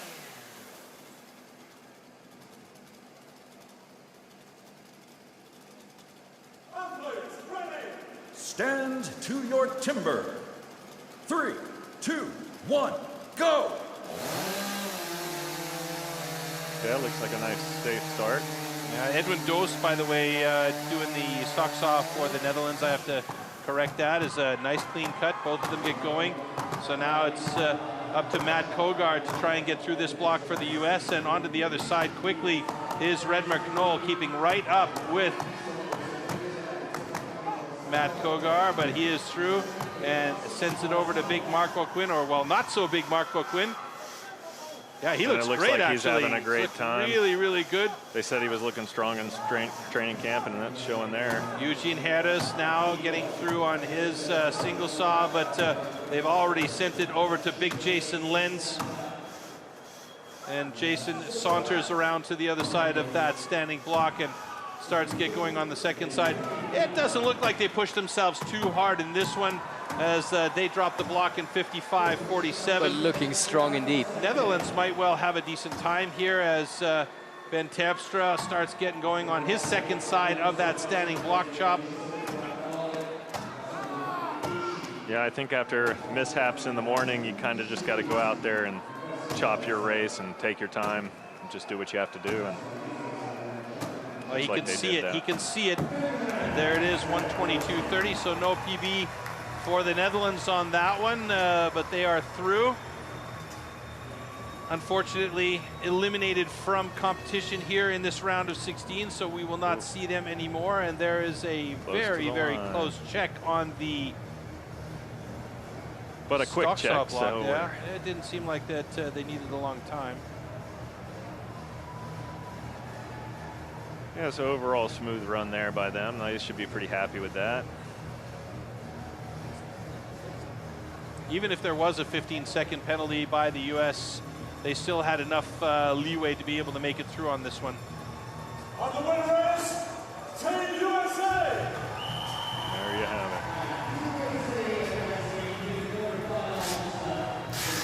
it. Can I see a smile on your face, Matt? Is that? Yeah, just making sure. Just making sure. They got me a bit nervous there, you know. So it took us through. Getting close to that line at the bottom, you just got to watch it in these one-cut races. You know, he took his time on his start.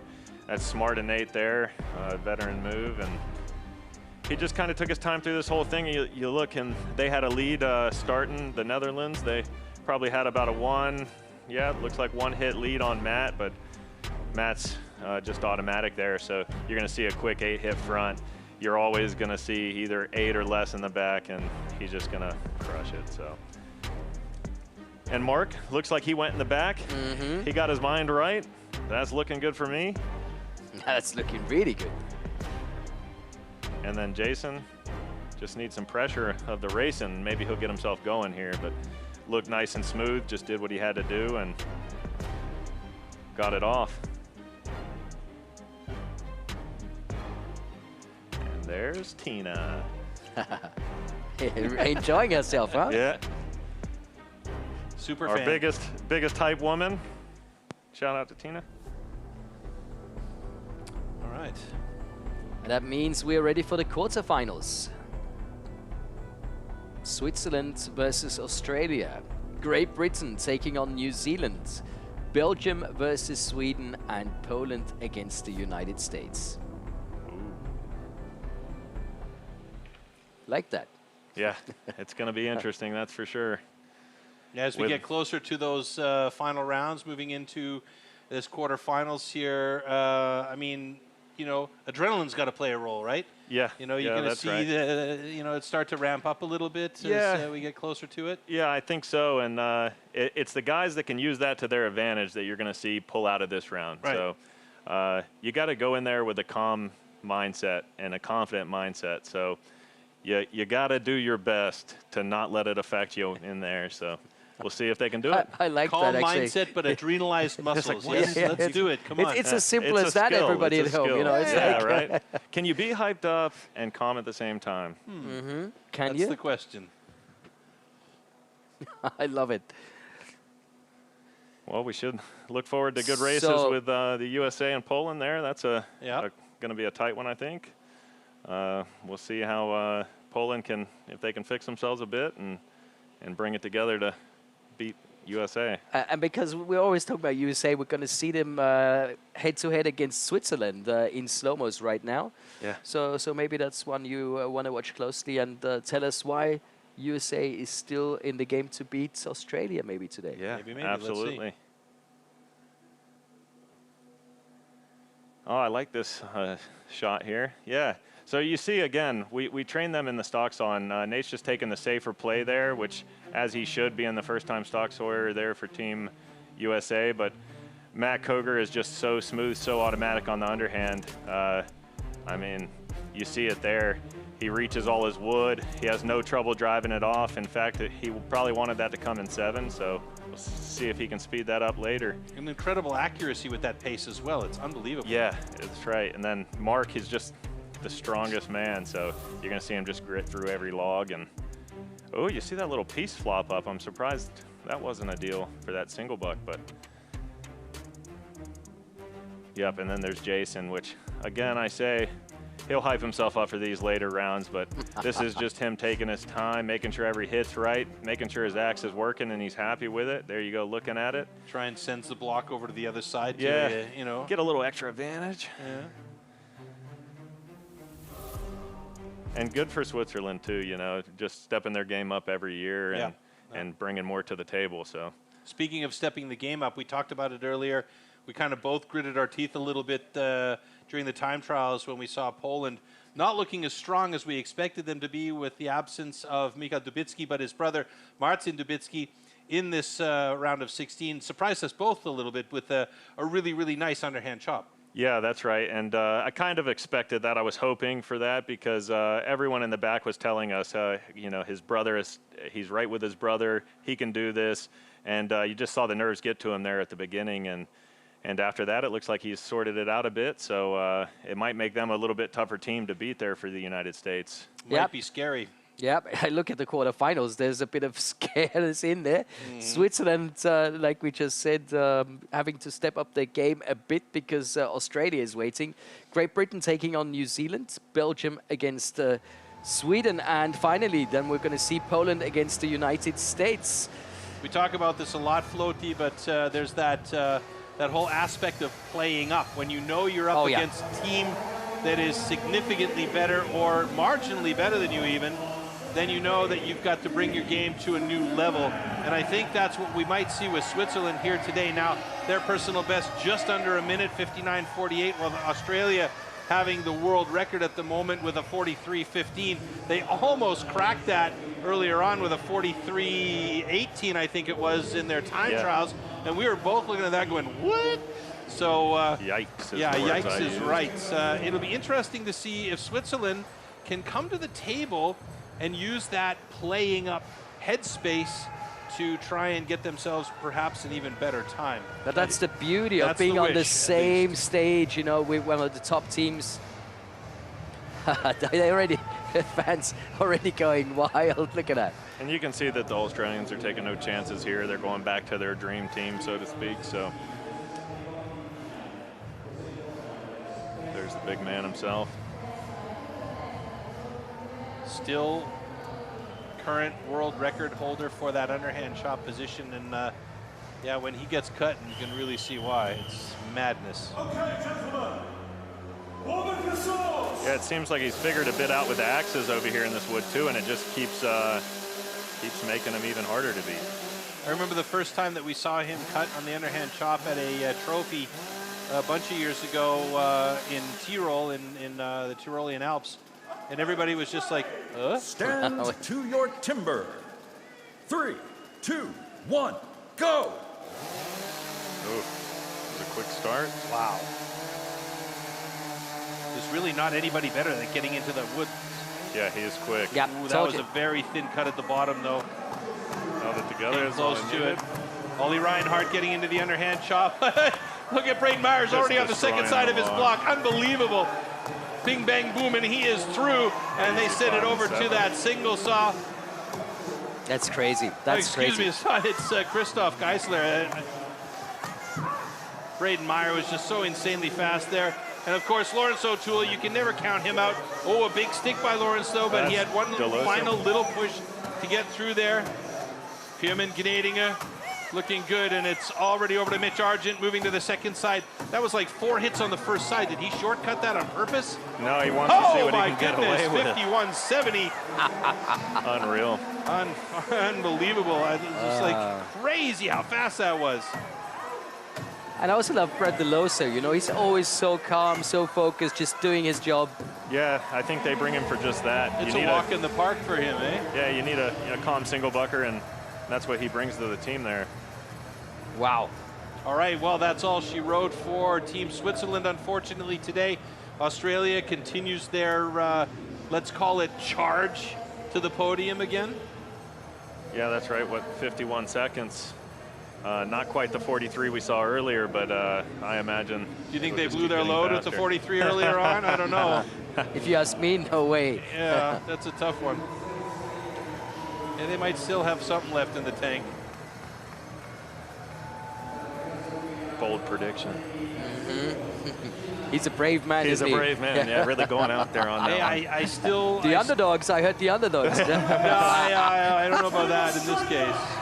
But I still think the USA is going to do it this year. They're looking really, really good. They seem to be peaking at just the right time. So, you know, it's not like I'm trying to polish your apple over here or anything, Matt. But I don't care. That's what matters. I kind of feel like it's time for a changing of the guard on the top spot of the podium. You're not convincing me, man. After seeing what they're doing here, yeah, I don't see a team beating Australia. I just can't see. 10 times sounds like too many, so I'm with Troy over here. Come on, USA. Let's step it up a bit. Now, after watching Poland, I might have to put them back in my top spot list. Yeah, I know. I keep changing my mind. But we've made our friendly little bets there, and that's an uncharacteristic stall by Brad DeLosa there. Yeah, and with their two choppers, it's just make a smooth run, I think, is all going through his mind. DeLosa's a previous world champion single buck cutter, so. And then Mitch is three world champions on the stage with Team Australia. That's right. You know, I mean, hello? Unreal. That's really nice.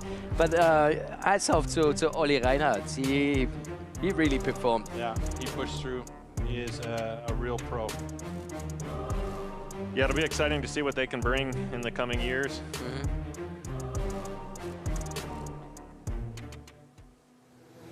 Ah, there it is, waiting. It's what they're all waiting for.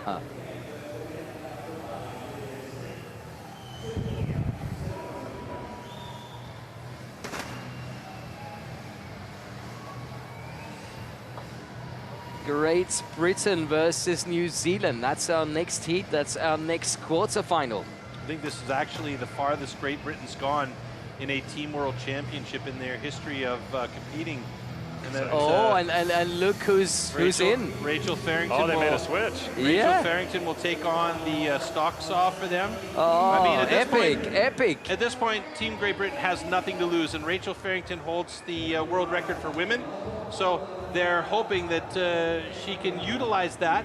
They've had their personal best time here this weekend with a 59 and change. So, you know, they're riding a high right now, making it this far in the competition. And at this point, really all they can do is just go out there and have fun and, you know, let the chips fall where they may. Yeah, and Matt, you said, I think she had the fastest stock saw cuts of the season or something. Not only did she set the record, but she had the fastest time out of the men's, the women's, and the rookies. So fastest, you're looking at the fastest in Great Britain right there. So we'll see. Well, why not give her a chance? Yeah. Might make a play. We'll see if she can handle the pressure. Then we know she's fast. Yeah, and for sure the Italian crowd is going to get behind her. A little bit of housekeeping there for Team Great Britain on their standing block. It looks like they needed to do some adjustments or something, that the dog strap came loose, or I don't know. But Spike Milton's over there making sure that it's fixed and in place properly. Because you know it needs to be solid with Rob Chatley hammering away at it. Yeah, that's right. Rob, a legend in timber sports in Great Britain.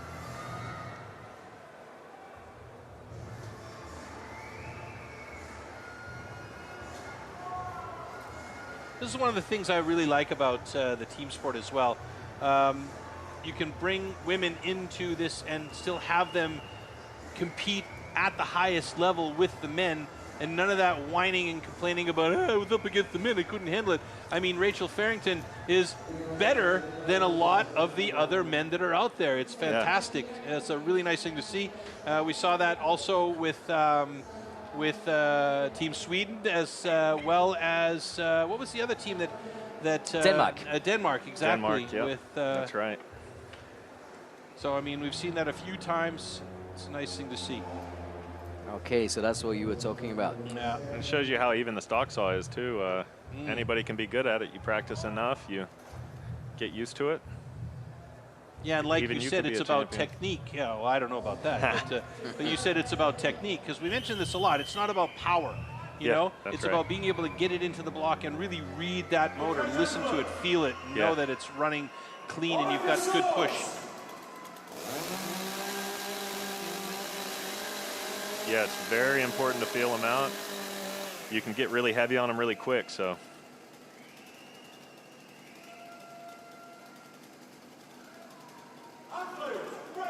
Stand to your timber. 3, 2, 1, go! Oh, no, man. The saw stalled. She hit the brake or something. What happened there? She probably hit it with her thumb, turned the saw off, yeah. Choked it out, and that's why she couldn't get it started. Yeah, that is a bummer.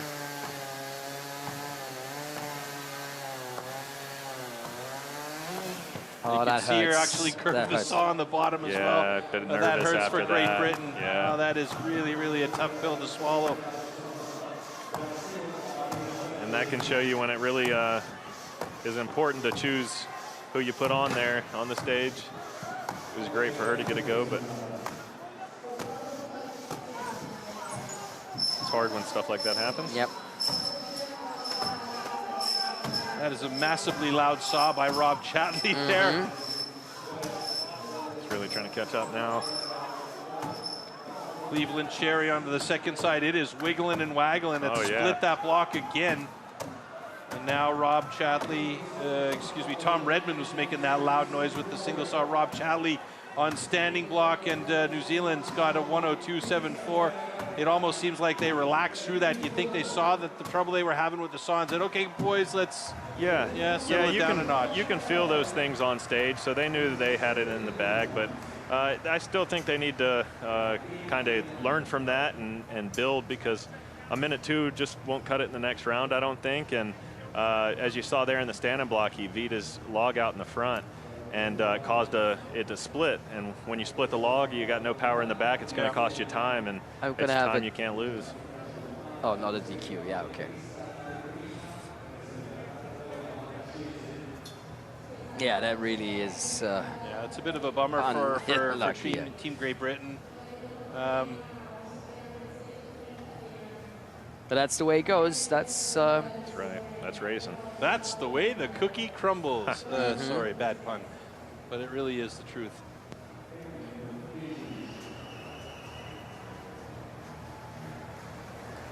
And the winner is Team New Zealand. Oh, you can see the look on Rachel's face. She is devastated. Yeah, poor girl. Yep. And you know that she's going to take that into herself. She's going to feel like she's responsible for, a slower time. And, yeah, okay. Maybe she is, yeah. Things happen, right? But that's what happens. It's a tough sport, It's all down to seconds and I mean, we saw it with Team Canada. Come on. Yeah, and I've been there. I've messed up the stock saw and caused my team some problems, and I know how she feels. And yeah, she's just going to have to learn from that. Hence you sitting here with us. Yeah. Oh, ouch! Shut the front door. Oof. There comes the knife. Well, she definitely deserved to be in that team. I think there's no doubt about that. And these things just happen. That's right. It is the way it is. It's tough, but come back stronger. That's the message. That's right. Yeah, the mistakes that you make are the things that you can learn from, and that's what these athletes do. They make these mistakes, and then they come back and they say, okay, I won't be doing that again. Yeah. And those are things that definitely help you improve. And we see that from year to year. Oh, there's that split that you were log. talking about. Yeah. I think the wood's just softer than the New Zealanders are used to, and so they're just overcutting the fronts a bit. And you see where that might cause them trouble later in later rounds. So yeah, wonderful celebrations. So Belgium versus Sweden coming up next. That should be a nice one. Yeah, this one should be close. Yeah, these are two pretty evenly matched up teams. I think Sweden has a slight advantage in the tail of the tape. It felt like that because they were really impressive in that last round. And I felt the transitions from Sweden looked really smooth. So yeah, I think they've done a lot of training within themselves as a team, and that's the things that really matter. Yeah, and the last thing you want to collect is one of those 15 seconds penalties. That's right. Yep, you got to be smooth and clean on the transitions. It's just as important.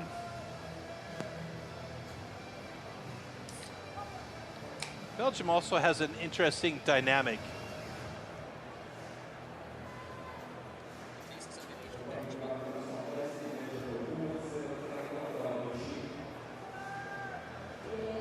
The experience from Sweden is nothing to play with as well. They bring lots of experience. They've been the same team for a long time, and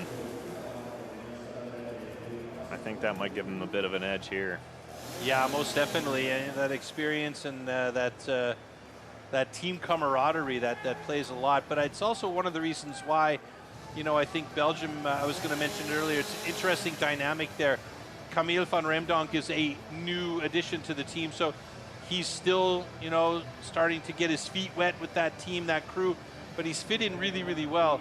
And anytime, you've got guys like Koen Martens at the top of that list there, he's always smiling, always positive, so they're bringing the team along in a really positive way, and that can sometimes create an interesting dynamic in these stressful competition situations where, you might perform way over your level, and going up against a team like Sweden, they might do well, they might completely crumble. Who knows? Yeah, they're a high-energy team, and Yeah. if they bring that, anything can happen. So just a bit of a delay here as we get the stage all set up. Could be worried about that stock saw loading up with fuel, maybe. I don't know. I the line. Yep, he's pointing at the line. So I experienced this last year. If they do get in a rush with the line, if it can be a little crooked and you see it last minute, it's imperative that you get them to fix it, or you know, you could be cutting good straight and then hit the line and it's all over.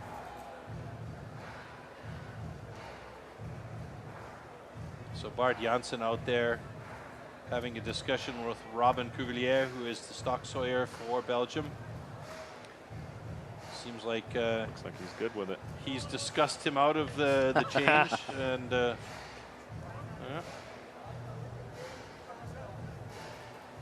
Looks nice and relaxed there. Yeah, there's something about Kalle that's always nice and relaxed, That's though. right. Somehow.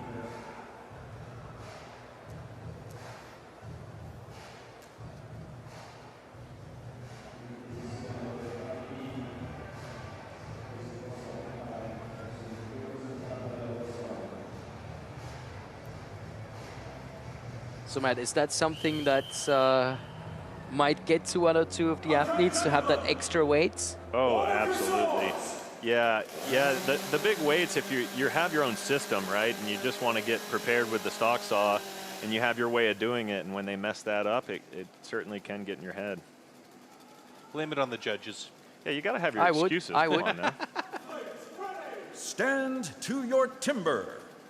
3, 2, 1, go! Robin Cuvillier, very upright kind of stock sawyer, but seems to work for him. Slightly behind. Good Oh, pace from Ferry, yeah. Ferry there, but turn second. We've seen Kuhn and Ferry in this position many a time in the past. It looks like Ferry's got through there quicker, and Kuhn Martin's one more driver to get there. He's got to go back and cut again. Yep, he's got one more. Get it off. And that caused a bit of a problem as we head over to that single saw. Arnaud Goodschmidt. Yeah, again, perfect transition. Yeah, they're so polished as a team. It's beautiful to watch. And Emil Hansson now on that second side of the standing block chop. He is your Swedish champion.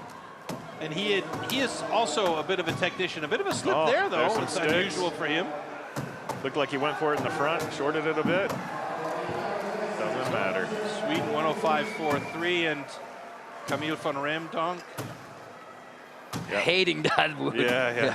Shorted it as well, trying to catch up. So I noticed that he got a lot of sticky axes, but he seems to have a system for getting it out. It almost doesn't look like it's sticky, or maybe I'm seeing it wrong. yeah, I think it's just his style. He is so choppy and fast. It's a lot like Nate Hodges there for the U.S. Just really fast and strong guys, and so they use it to their advantage. And Nate just changes grip, though. He just stays down on the butt, doesn't he? Yeah. With underhand he does. Yeah. Standing block, he's going so fast. I wouldn't be surprised if he's not sliding much, but yeah, when you're going that fast, that hard, and you're that young, it's hard, especially when you're behind, to just be accurate and do everything perfect. And the winner is Team Sweden. Doing what they needed to do. That's right. And it looks like they might need to stay in their front a little longer in the standing block and might shave some time off there. So that's something they'll be thinking about here coming up into these next rounds. Gets a little bit of a lead here in the stock saw, nice and smooth. With Ferry's pace and accuracy, he's going to have no problem with this log. Very different tactics. It's very interesting, yeah. Really early. You see Ferry stand in the front. He's really getting all the wood out there, and it looks to pay off as he turns second but finishes first. And then once they get that big of a lead with a big man like Callie, you're in trouble. And I honestly thought that Emil might give it away there by cutting the short front, but maybe he's just trying to see what he can get away with in this wood for tomorrow. You never know. It's a bit more of a closed face on that first side as well. Yeah. He opened it up a bit more on that second side. Yep, yeah, you can see where he scooped there and didn't hit his line in the front, and that'll be costly, so he had to go short in the front. And normally you would remember that and maybe put a little more work in the back, but he might have had a little mental lapse there and just started driving. But now, luckily, is there like a technical reason why one side is more closed and the other side is more open? Is it just about getting through to less wood? yeah, you really want 45-degree angles essentially. So any time you see on those logs not a 45-degree angle, they're definitely doing something a little bit off. Now, does it matter in all wood? No, not always. When the wood's softer, you can get away with some things, but you do want to see just a perfect line, straight line to the center, you know. Question, how much pressure is Team USA under now, having watched what Team Poland did earlier? Yeah, luckily they're a veteran team, and I think that, again, the veteran teams, they seem to know what they have to do and do it. So let's see if they can do that here, make smart transitions, make smart plays, and pull a win out. I think our underhand advantage will prove to be strong enough, but 3 seconds and change difference between their 2 personal bests, so this could be interesting. yeah, Again, especially coming into the standing block with 2 strong powerhouses in the standing here in this race. And again, the mystery for us is always, it's still the underhand chop with Marcin Dubicki. That's right. So Yep, we don't know what he's going to bring to the table, and if he brings his best game, if he can somewhat stay close to Matt Koger, they're going to be in this race. So maybe the butterflies you mentioned earlier is the difference maker here. You know, seems to have improved from qualification round or time trials into that first round of 16. Now it might be a different story. Who knows? Yeah, yeah. There they go, pumping him up. That's a nice Polish thing. I love it. Locking in. Okay, gentlemen, all of your swords.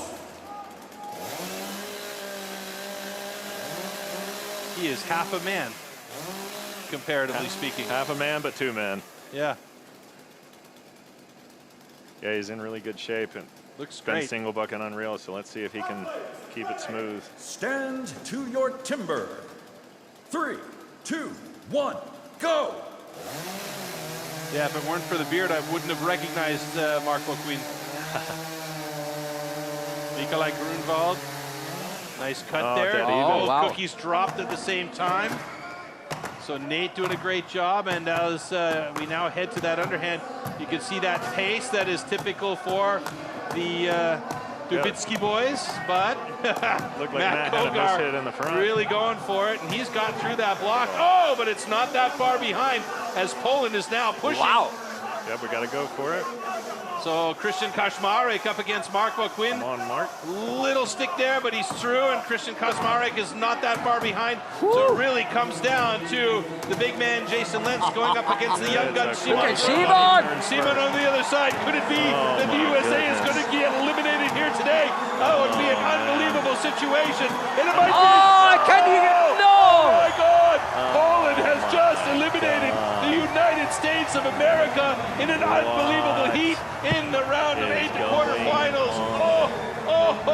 What a race. Shimo, good one. I mean, Matt he had Slingerland nothing is to in lose. tears over here. Oh my goodness, that was so unexpected. I can't not believe it, to be honest with you. Yeah. Wow. Yeah, it looked like Simon just had a little bit more in the tank there at the end, and wow, gave it all he got. Earth I did saw he... him jumping around the stage. You know, he was excited, ready to go to start, and maybe that's what brought it back. Mark had a little hang in the single. Yeah, but Jason was going strong. I still don't understand how he made that comeback.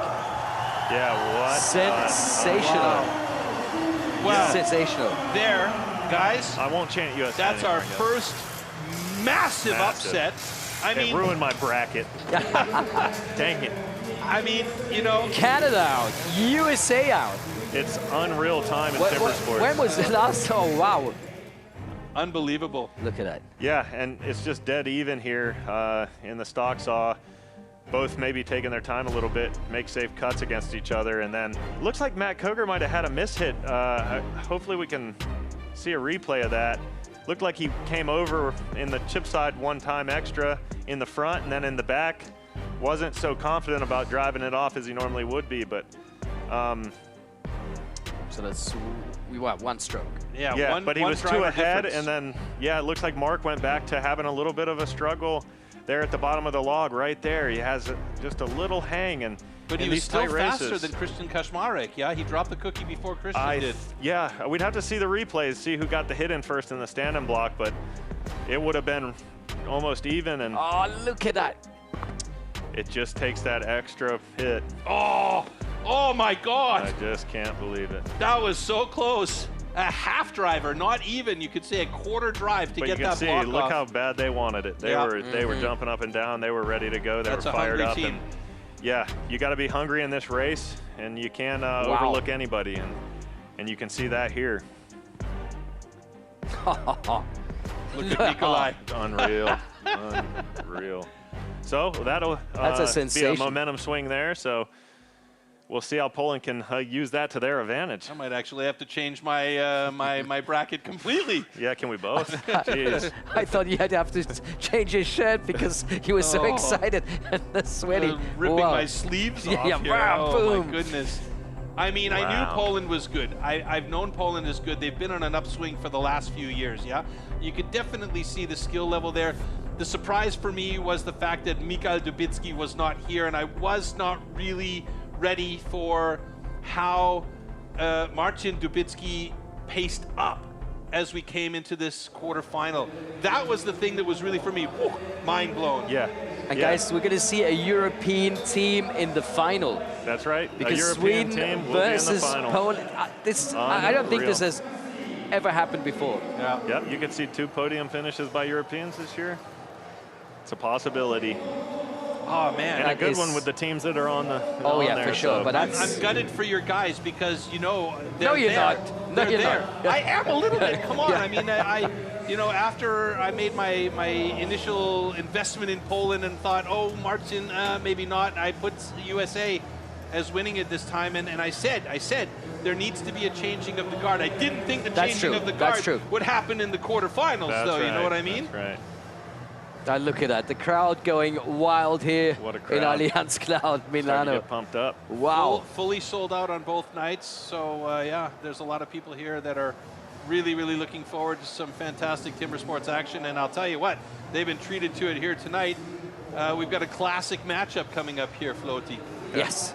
Maybe not quite the same one as we're used to, but nonetheless, should be interesting. I mean, that is a semi-final that you could expect. Yeah, New Zealand versus Australia, that is not a surprise, but to know that in the other semi-final, Sweden and Poland are going to be competing, wow. Yeah, they got to be proud of themselves there, that's for sure. Yeah, and then the Kiwis, the young Kiwis, now getting the possibility to show what they're made of. Yeah. Nothing to lose, if you ask me. Yeah, that's right, and they've really held it together today.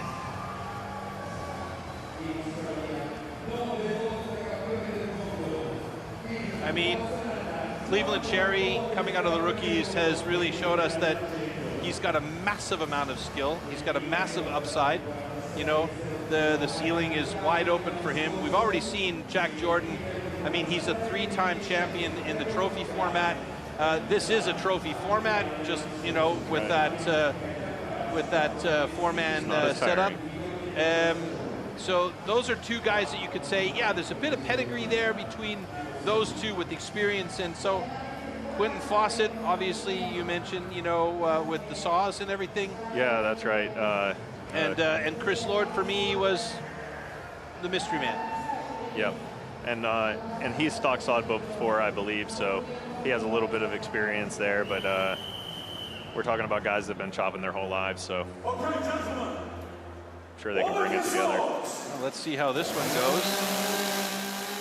The favorite, Team Australia, going up against a 2-time champion in Team New Zealand.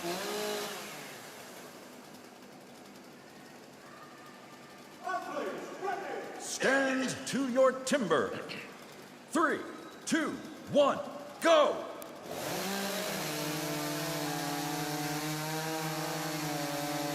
Chris Lord and Lawrence O'Toole getting right into it. Close call. Yep. Dead even drop for both of them. This is the battle that you talked about earlier, Matt, between Braden Meyer and Jack Jordan. And we'll probably see this one tomorrow too, and it's the best one you're going to get. Yeah. Oh yeah. Oh, Braden Meyer left a lot of wood on the bottom there. Is that going to be a problem? He looks like no problem for him, and now you send it to DeLosa. That it's a close race though still. Quentin Fawcett looking good there. DeLosa dropped it. Quentin Fawcett still got a little bit to go here as now Mitch Argent gets onto that second side. He wants it. He wants it bad. Yeah. And they're done. 55-2. Yeah, with Mitch putting in 6-inch fronts all day, you're going to have a tough time. Cleveland Cherry, 58-5-5, still under a minute for Team New Zealand, but they are eliminated from the race. Yeah, and it's good for Quentin to come over and get some experience there for New Zealand in the single buck. He has a lot of experience already, but he's still young, and I think that being on the stage will help him out considerably to know what he needs to do for next year. Absolutely. And that's really what, you know, these situations are about. You know, it's gaining that experience, gaining the knowledge in yourself in those pressure situations to be able to really develop as an athlete. So, you know, and he looks fantastic, yeah? Yeah. You know, like Cleveland. Just needs to put on a bit of weight, and he's that guy. We'll feed him a ready couple to of go. burgers That's and right. give him another axe, and we're good. Team Australia. So Team Australia will move on to the final. Team New Zealand will battle it out in the consolation or small final. The question is, against who? We'll take a look back at the slow-mos of that heat really quickly and see if you can pick it apart for us there, Matt. Yeah, clean pickups by both of them. Just going to be nice, smooth runs here. Nothing special. Just nice, clean cuts. And that's what you want, really, in a race like this. Send it off to those big chopping boys in the underhand, see what they can do with it. Braden's pace just looks to be unmatched here. It's power versus speed. Well, speed and he was power, against Jack Jordan, so, I mean... Yeah, the two best right there to do it, so. And Jack was only one driver behind on the transition over to that front side.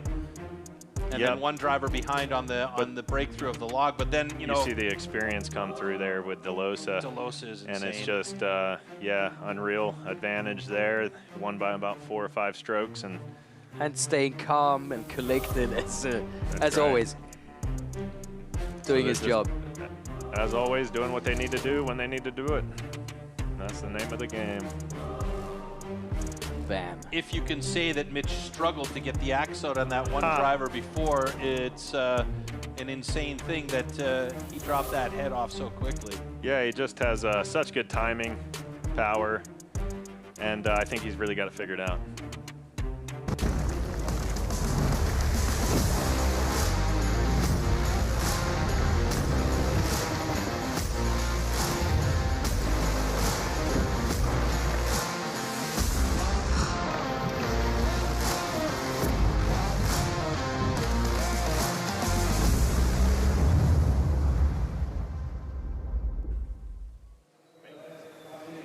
Oh boy. Oh boy is right. I'm getting a bit nervous now, to be honest. Me too. This is historic. Yeah, it's going to be good to see a European team get it done, and I think that that'll only raise the bar even more here in the future. So.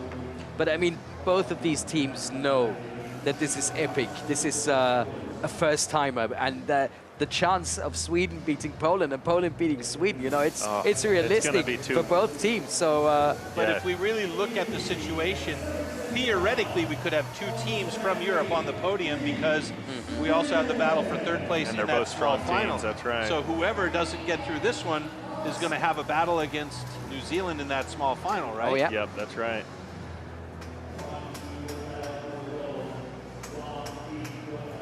Wow. This is going to be a race here. Nothing against Martin Dubitsky because I really didn't know much about his chopping abilities up until this point. But I never expected to see Poland in this position. Yeah, and that's the man we're talking about right there.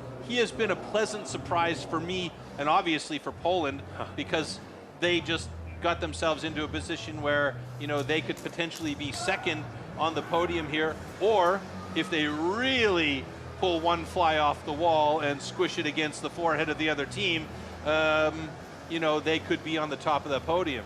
Yeah, you never know, and I bet in this race they bring that same intensity. They've, you know, overcame USA, and such a big feat's got to pump you up a bit. So. Oh, for sure. Yeah, and they've got to ride on that confidence. They have to use it to their advantage. Okay, gentlemen, one of your swords. Nikolai Grunwald looking cool as a cucumber. No, he's done a great job so far. He's done a fantastic job. He's been really quick on the pick, and his cuts have been very, very nice and clean. Now, going up against Pontashia. Let's see how he holds his own. Stand to your timber. 3, 2, 1, go! Oh, very nice. Again. Faster start on Poland there. Good clean cut. Poland's got the lead going to that underhand chop. And again, Marcin Dubitsky looking good, but Ferry, that accuracy, that pace, he's about a half driver behind Marcin as he moves over to that second side. Both of them now working that second side. And Marcin, too early! He's got a problem, he's through now. And now they move over. Christian Kaczmarek against it's Kalle Swadling. And Christian's been good on that single saw all day long. Kalle Swadling absolutely quick as well, looking good as Christian Kaczmarek gets through to the bottom. And now it's over to the big boys. Ay is right. Ay, deny is another way of saying it. Poland and Sweden, Poland, it's anyone's game. Oh, man. It's going to be Poland. Just by a bit. Poland's got to the final. Unbelievable action from the Polish team. They are moving on to the final, eliminating Sweden by one full driver here at the end. Emil unable to keep up with the pace, and what a great job by the Polish team. I think they're worrying about something. It's under review, yes. I think they were worried about jumping the gun there in the single buck. He did have a little trouble getting it off there, and you just got to see. Oh, sorry, I meant the underhand, I believe. We'll see the replay here, hopefully, but. All right. I believe the underhand and the single transition was the issue. Oh, that would be. I didn't see anything, to be honest, but. A gut punch for Poland. I think it was when the cameras changed. Let's just see what happens here. Yeah, and you could see from the reaction is. Oh dear. We have 2 penalties for Team Poland. 2. Correct transition between disciplines. Therefore, the winner is Team Sweden. Oh, so I was right on that both was unbelievable. Times. Wow. They jumped to both the guns, all the guns. You saw that. Yeah. Yeah, they jumped all the guns. They jumped every gun. Oh, but that's unfortunate. Maybe they were just a bit jittery, you know. You overcome so much, and then you get to the race you need to get to, and. I hope we get to see that again, because it wasn't obvious for me, to be honest. Yeah, I think with the camera changes, it makes it a little tough, but I could see a slight hesitation there when he was getting started with the single, and normally if a single bucker's hesitating at the beginning, they're worried about that go. And you see the perfect transitions here by these guys. That's what we've been talking about. So they are so smooth all day long this week. It does show you that the experience matters in a race like these teams' races. It was right there when he stepped down that the saw started to move too early. Yep, there you go. So he didn't see the clean cut through, and they're absolutely missing his brother right about now. He's just getting excited, trying to reach the bottom, and. Oh, but it was like milliseconds, right? Yeah, they held him off for, they thought, long enough, and I don't know what the other transition problem they had was, but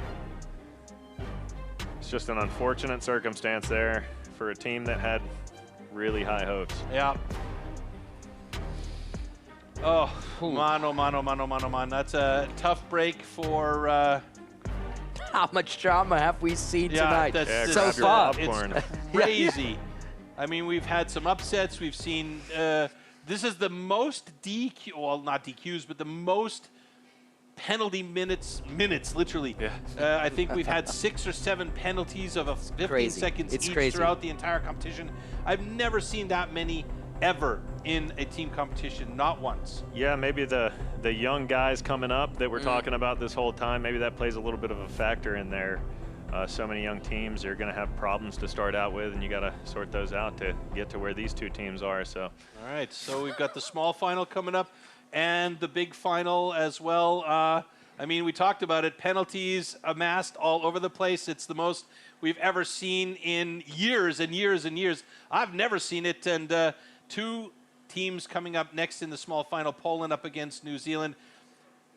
Could it be that Poland is going to take out New Zealand and perhaps get that third place on the podium? It's possible, because the way they've been cut today, they just need to clean up those transitions a bit, like you mentioned. Yep, yeah, that's right. I would put my money on Poland in this race. They even then have a little more experience there than the New Zealand team that you're looking at today.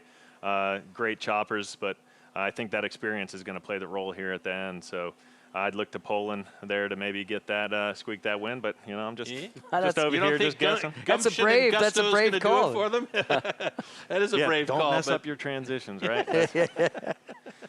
All right, so it's going to be an interesting small final. Then, of course, we have the big final coming up. That's you know, an epic one, because it's the first time in, well, forever that we've had a European team making it to the final. Yeah, the first time that I know of. The Polish made it, got second when they had a three-man team, I believe, in Liverpool, but that was 5-6 years ago, and that's the only other time, yeah. And this will be the first time Europeans will be double podium for sure, as far as I'm concerned. So, yeah, it's exciting. It's exciting. We're not there yet, guys. You know, and I think to calm us down, we need to talk about the off-season. You know, because that's very important too, to be on top of your game in the on-season. Yeah, that's right. You got to carry it through the year.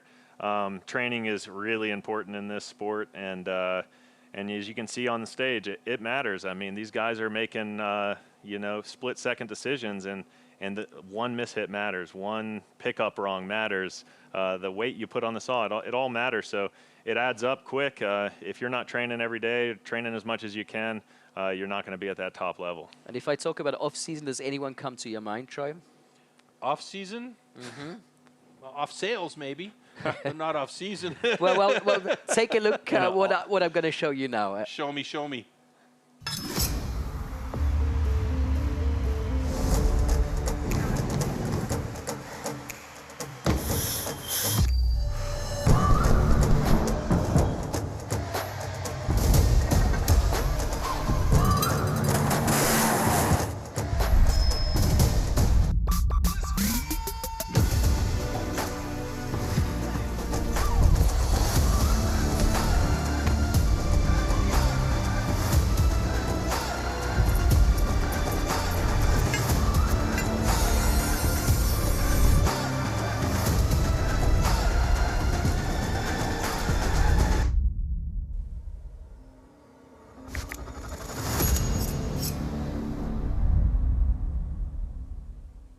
That's something you don't want to miss. Like it? Yep, absolutely. Look forward to seeing that off-season. My on-season comes up in the wintertime, but, you know, that's just hockey. Yeah, that seemed a little intense for you, Troy. I don't know.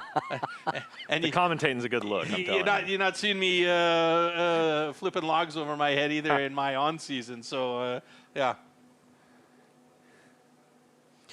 So there we have it again. Small final, New Zealand versus Poland. And the big final, going for gold, Australia and Sweden. You guys ready for this? First time for Sweden here, actually. So that's going to give them a huge boost. No matter what happens with them today, they're going to have a second place. Oh, there are the medals. There are the medals. Yeah, but they could get up there and take that top spot. But Australia is just so devastatingly good, and they just seem to get stronger as the race goes on. It's insane. Oh, that's a nice view. Here they come. Here comes what we've all been waiting for. Oh, yeah. So, Matt, your prediction is going to be Poland taking it from New Zealand? Yeah, I got to make that call. I think the Polish. I'm with you on that one as well. Because Poland's going to be cutting angry in this one because of those mistakes they made in the previous So I'm going to one. go against you two guys. Perfect. We needed a little competition up here. Since I don't get to compete, I need something going. Oh, we can have a thumb war afterwards, oh, right? yeah, perfect. Little thumb wrestling. Yeah.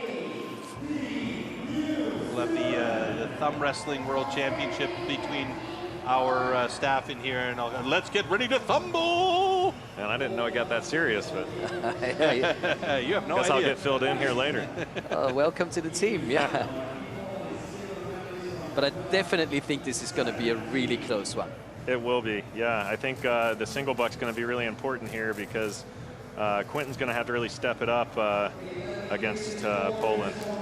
Yeah, Christian's been really, really solid in the single all day long. Yeah. I mean, Quentin, no slouch. No slouch. We've seen some fantastic runs from him. And Christian, we've seen a couple of times where, you know, he's worried a little bit and kind of shortcut that on the back, right? Yeah, yeah. And I think he can bring the pace. It's whether he can get the stroke count down. You want to know why I'm going with New Zealand? Because you don't like us.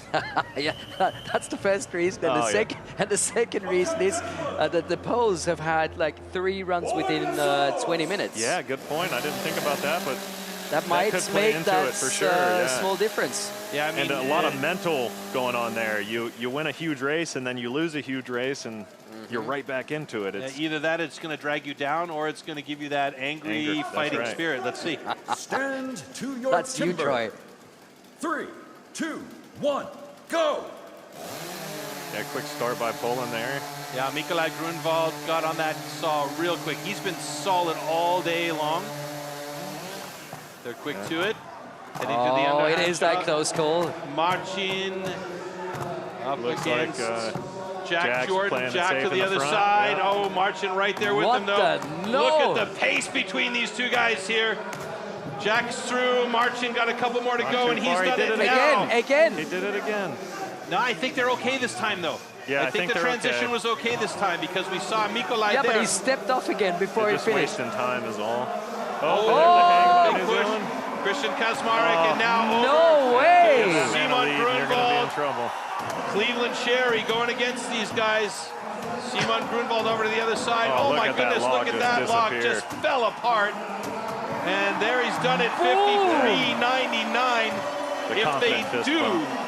If they do get 59.89 for New Zealand, if they do get dinged here, I don't think they're going to get dinged, Poland, for their timing. I hope not, at least. Yeah. But wow, that log exploded under the power of Simon Grunwald on the standing block. Yeah, that was pretty unreal cut there in the standing block. It took advantage of the good wood and just absolutely blasted it off. They seem like they could take another 3 or 4 runs with all that adrenaline inside of them. I mean, really, Yeah, if you talking about look the at the most fit team team. lineups, both these teams are pretty young, you know, in general, yeah? And I can't wait to see Shimon tomorrow. Yeah. Yeah. This It looks boy like he's is in on strong I mean, it's not a form. boy, he's a guy. He really wants this. Yeah, strong form for sure. And the winner is Team Poland! So no mishaps. Unbelievable, sensational, fantastic. So Poland has 3rd place on the podium today. That's your first European crew on the podium. Now the question is, what position is Sweden going to get on that podium up against Australia? I think we kind of know the answer here. But 2 European you never teams. know, right? You never do know. 2 European teams on the podium. All right, let's Crazy. break this down again, Matt. Great. Yeah, we look pretty even here in the stock saw once again. You got a tall order to go against Jack Jordan. He put a nice safe 8-hit front end, pretty standard. He got around and got it off safe, maybe knowing that that Marcin is just a little bit wilder on the backside here. So you see him have that trouble, and that's the race for you. Is once you don't come off a couple of hits behind Jack, there's no catching him. So. Oh, and we saw the start of the single saw for New Zealand was a little bit And he had a troublesome. hang at the bottom too, so Yeah. you'll probably see that here in a second. And just had a bit tougher of a go. Maybe he's trying a little bit harder, knowing what's at stake, and it'll cost you. But look at that slab. I mean, if you can't tell me that's bad wood. So, and he just absolutely gets the slope, brings those hits from high up, and just crushes it. Nice. Look at the joy in the faces. So this is an excellent result for Poland today.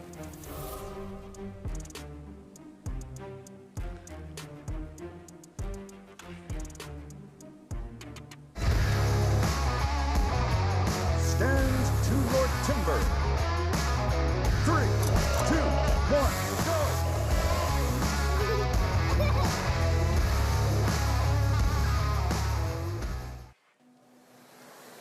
And there it is again, the trophy, the medals. We already know who's earned bronze. Yeah, we know who's good. But who's going home with gold and who's going home with silver? Here is your big final. It's a bad luck to touch the trophy on the way by. Yeah, I don't touch the trophy before the race. That's a funny thing in sport, hey? Yeah, People, right? The athletes will not touch the I get championship close. trophy before they actually... I get close. I give it a little sniff, you know? See what it's going to feel like to hold it up, and then, yeah, no touching.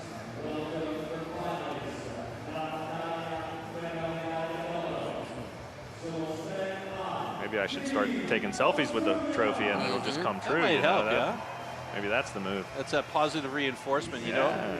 So, Matt, what do you think? Is Australia going to go for a world record, or are they going to play it safe under inverted commas? Because, I mean, I think they are the clear favorites. I think that you have to, if you're Lawrence O'Toole, play it safe because time penalties will matter here. So I think he will personally play it safe. I think there's no playing it safe after that. I think they absolutely destroy their I don't logs. think they can play it safe against Sweden there is because no- they're going to be highly motivated, and you know they've got some excellent talent on that side. Yeah, Lawrence's experience, you're going to see him know his guys, know what they can bring, and just make a nice, clean run, I believe. And but they're going for gold, not for a world record. But they're if you going ask for me. gold and not for a world record. I agree. That's what I would think. And that would be smart of them to do. When you're going for world records, bad things can happen. Right. You want it just to happen naturally. An organic world record is what we saw last year 2 times in a row, in fact, and that was their 9th world championship as a team. This potentially could be their 10th, and that is a to your timber. An amazing feat. Unbelievable 3, team. 2, 1, go! So there's a safe pickup. He's got it in the wood nice and clean, so you're going to see him just fly from here. Slight lead for Swan Sweden. gets into it. Braden Meyer off to that second side quickly, as always for him. Oh, what a fantastic transition by Ferry Swan. He hopped and hit right away, but he is pretty well behind at this point now. Brad DeLosa doing what he does best. Kalle Swadling right there with him, trying to catch up to the legend from Australia. Brad DeLosa's through and passes it off to Mitch Argent. Oh, with a hang too. Kalle Swadling got that last little piece off the bottom too. It looked like he was maybe going to break off the cookie, but he stayed with it. And Australia has it in 47.84. Like you mentioned, no world record, but they are 10 times world champions. Unbelievable. Sensational. A great time, a sensational time for Sweden. Well under a minute there, and they are your silver medalists, and that's probably their best result ever. Yeah, absolutely is.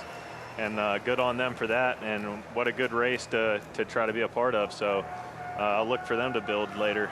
I think they'll be hungry after that one. So yeah, for sure. You can be super proud. I mean, yeah, the closer you get to it, the hungrier you're getting. Yeah. But you tell the Swedish team before the competition starts, you're going home with silver. They would have loved it. Yeah, that's right. Same with Poland, just being on the podium. It's an amazing thing with all these teams out here. Anything can happen, and getting on that podium is nothing to laugh about. And only one overseas team on the podium is... Shocking. Shocking. I would have said that, but yeah, maybe. For me, at least. Yeah. I mean, it's okay, let's be honest. It's not a massive surprise that Australia is your winner once again. Yeah. They're just so solid. Their team dynamic works through and through. They're always bringing in guys that seem to complement the skill set that they need to be able to continue being good and being solid and winning and winning and winning and continuing that tradition on. The surprise for me today was the exit of the USA, the early exit of Canada, you know, and the way that Poland came from, I'm going to say, pretty much behind after the time trials to be in the position they're in now, in 3rd place on the podium.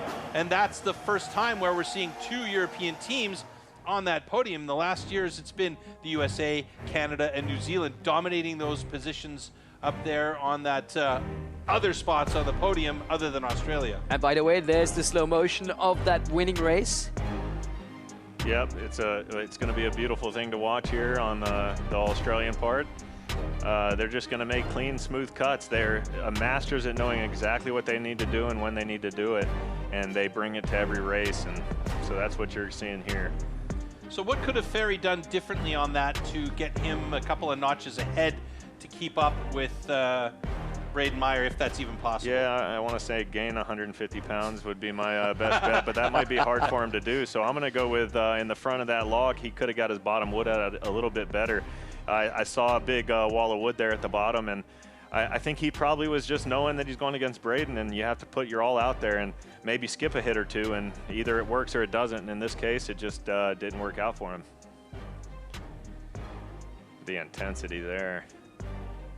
Yeah, they gave it all. I mean, yep. Nothing to complain about, and for sure happy faces on both sides. Yeah, Great just getting pictures. to that race is a hard thing to do. It's great for both. So let's hear what they have to say. Here with Team Australia, 10th time world champions for the team championship. There was an incredible event, an incredible performance. How difficult was also to enter this arena knowing to be the team to beat? Yeah, you know, it's pretty hard to back the last year's win up. You know, we put a lot of hard work into it this year, and we'd just like to thank Andre Rossi for all of his help this week. You know, we were out there at Lake Magori, and it was a great area to train, and, you know, we can't thank Italy enough. You know, it's a great country. È stato sicuro, facciamogli un applauso.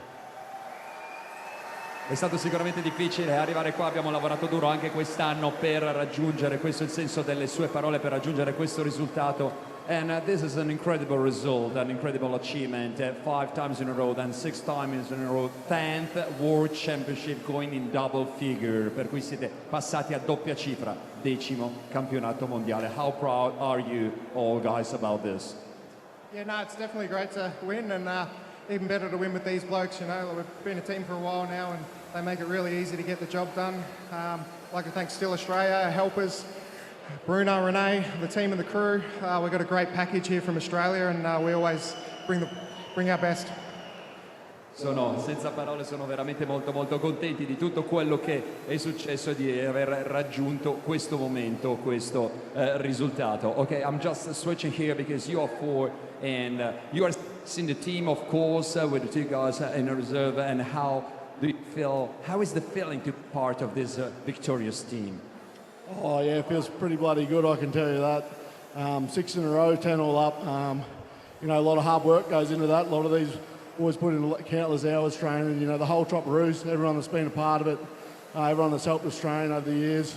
Dale and Myers from back home, Australia, sponsoring us. So, yeah, couldn't wish for a better win with these boys, and yeah, love it.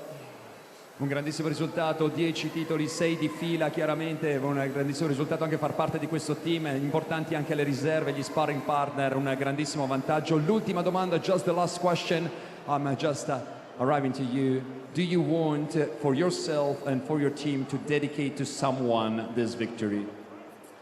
No, just dedicate it to a great team. You know, it's been a really great experience, and to win 10 titles, I think that's the first time in Timbersports history that any team or individuals run 10 titles, so that's great.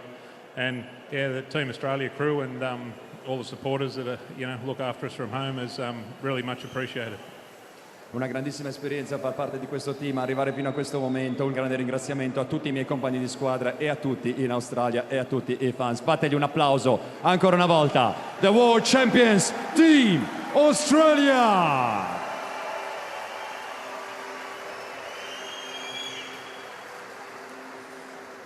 Wow, that was a bit of emotion in there. I thought Mitch was maybe going to drop a tear or two as he was talking there about the boys, but you can see, love it. You could see the care that they have for each other, the love they have in that team. So that speaks a lot for how they work as a cohesive unit. And then, like I mentioned earlier, bringing in new young talent to really supplement and complement the the power that they have, and maybe I wouldn't say weaknesses, because I don't think you can find a weakness in the Australian team, but to be able to come in and have somebody fill in a spot like Cody Steers, for instance, if they need him to go on the underhand, which they did earlier. Yeah, that's right. They can just switch it up anyway.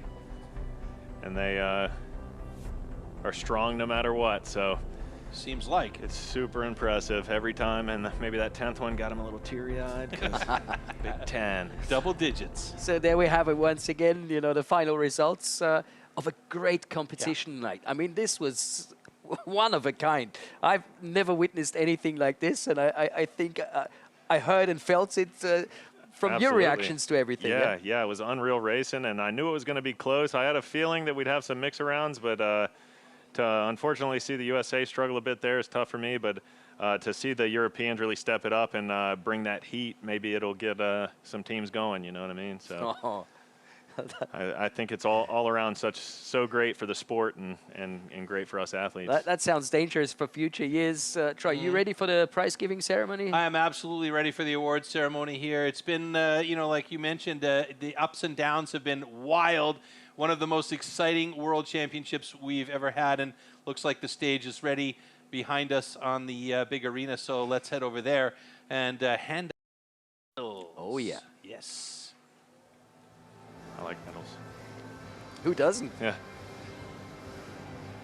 A lot of champagne on that stage. Yeah. Yeah, the champagne's fun too, but you got to watch your back. Yeah. But you notice that the people that are handing out the awards and the camera people scatter the minute the bottles get touched. Gentlemen, so welcome Soren to taking the over. official awarding ceremony of the Stihl Timbersports Team World Championship 2025 in Milano. Al terzo posto e vincitore della medaglia di bronzo. On third place and winner of the bronze medal, Team Poland.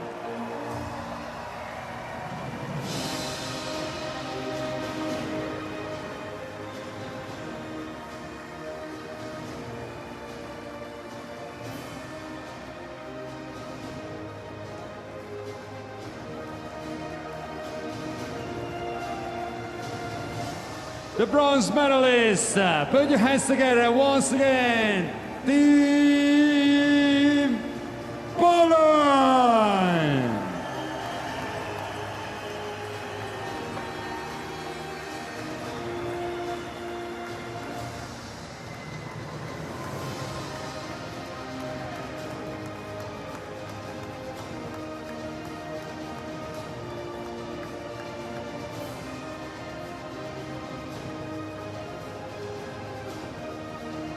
And the bronze medal will be presented by Ingrid Jägering, Executive Board Member, Stihl.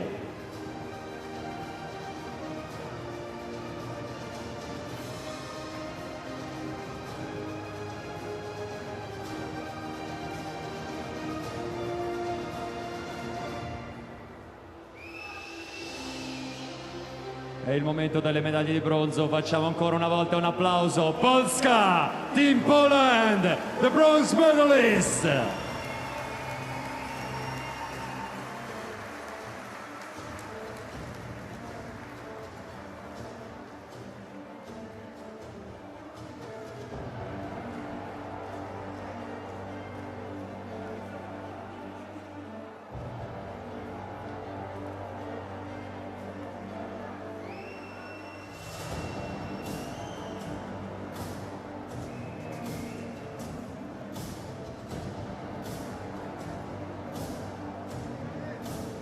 Okay, one is missing, one is arriving. The fifth member, Team Poland again for the bronze medal.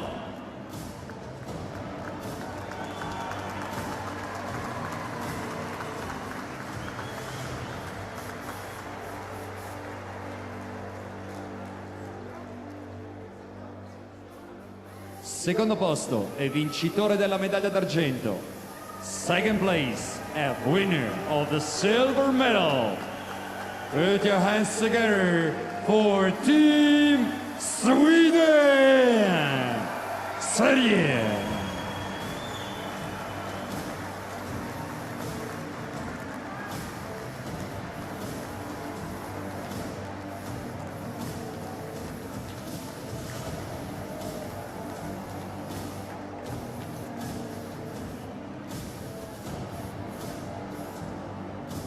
The entire team with the 6 members will be awarded.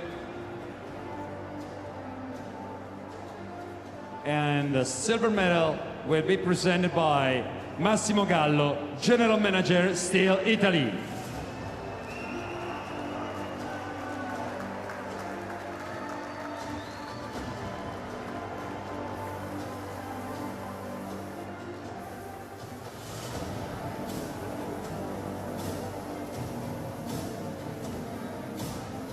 And come on, Swedish supporters, this is your silver medal.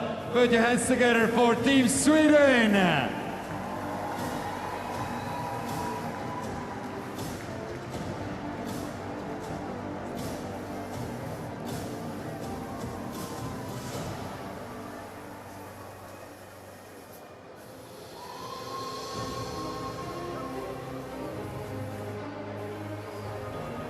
Team Poland, the bronze on the 3rd place. Team Sweden, the silver on the 2nd place. Team Sweden!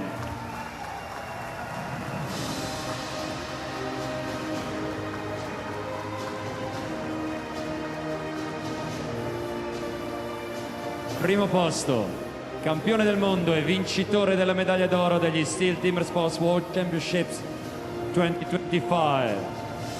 The 1st place, world champions and winners of the gold medal of the Stihl Timbersports World Championship 2025. For the 10th time, the 6th in a row, Team Australia!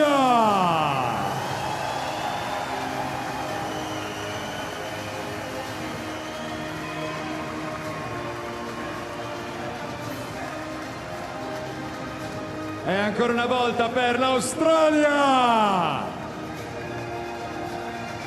The gold medal will be presented by Rui Andrade, Area Manager, Liva Export AG.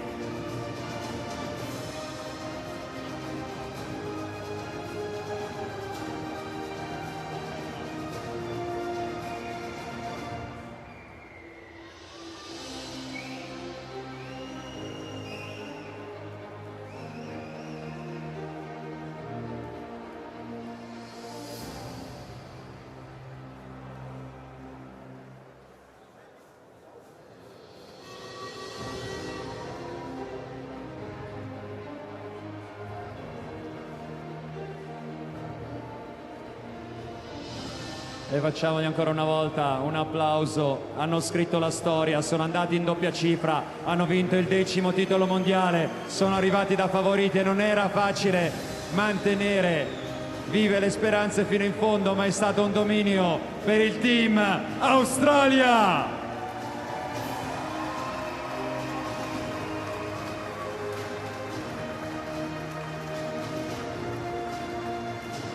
With the Team Poland as bronze, the Team Sweden as silver, we are presenting the trophy to the winning team, and it's Mr. Michael Traub, Chairman of the Management Board, Stihl, to award the World Champions, Team Australia!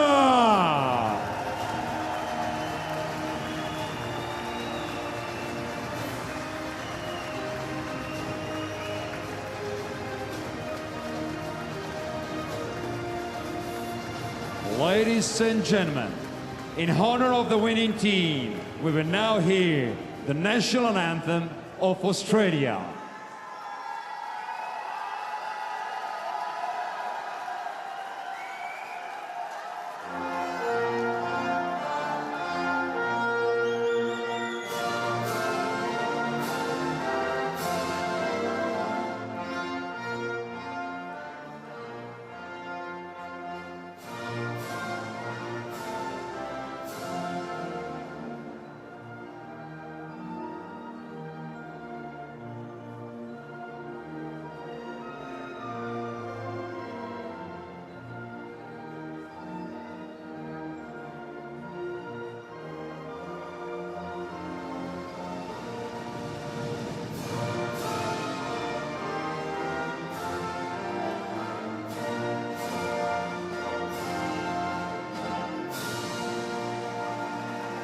It was Australia fair. Once again, Team Poland, Team Sweden, and the champagne shower for Team Australia.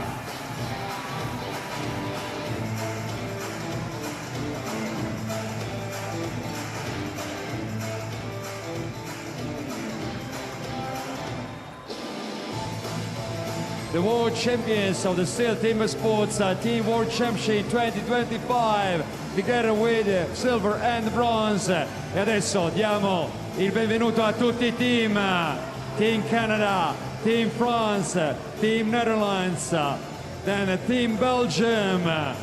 Facciamo un applauso, è il momento di celebrare tutti. Ci sono state le grandi storie, ci sono state le lacrime di gioia, i sorrisi di gioia. Arrivano anche i francesi, Team Germany here, Team Czech Republic. Then arriving also Team Austria.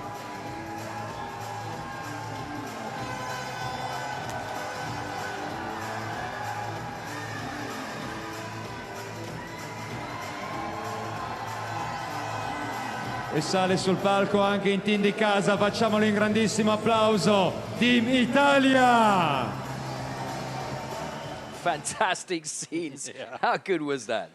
I had to quote my friend Matt Beadle, scenes, it's absolute scenes here, yeah? But yeah, it really was an amazing event.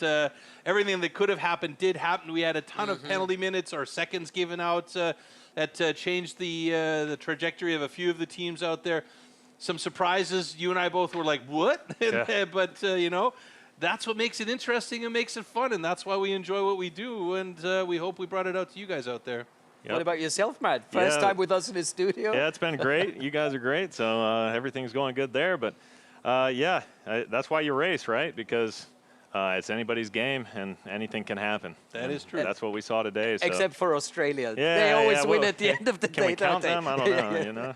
What about tomorrow, guys? Hopefully you're going to join us again tomorrow because it's going to be just as awesome, right? Yeah, you better do it.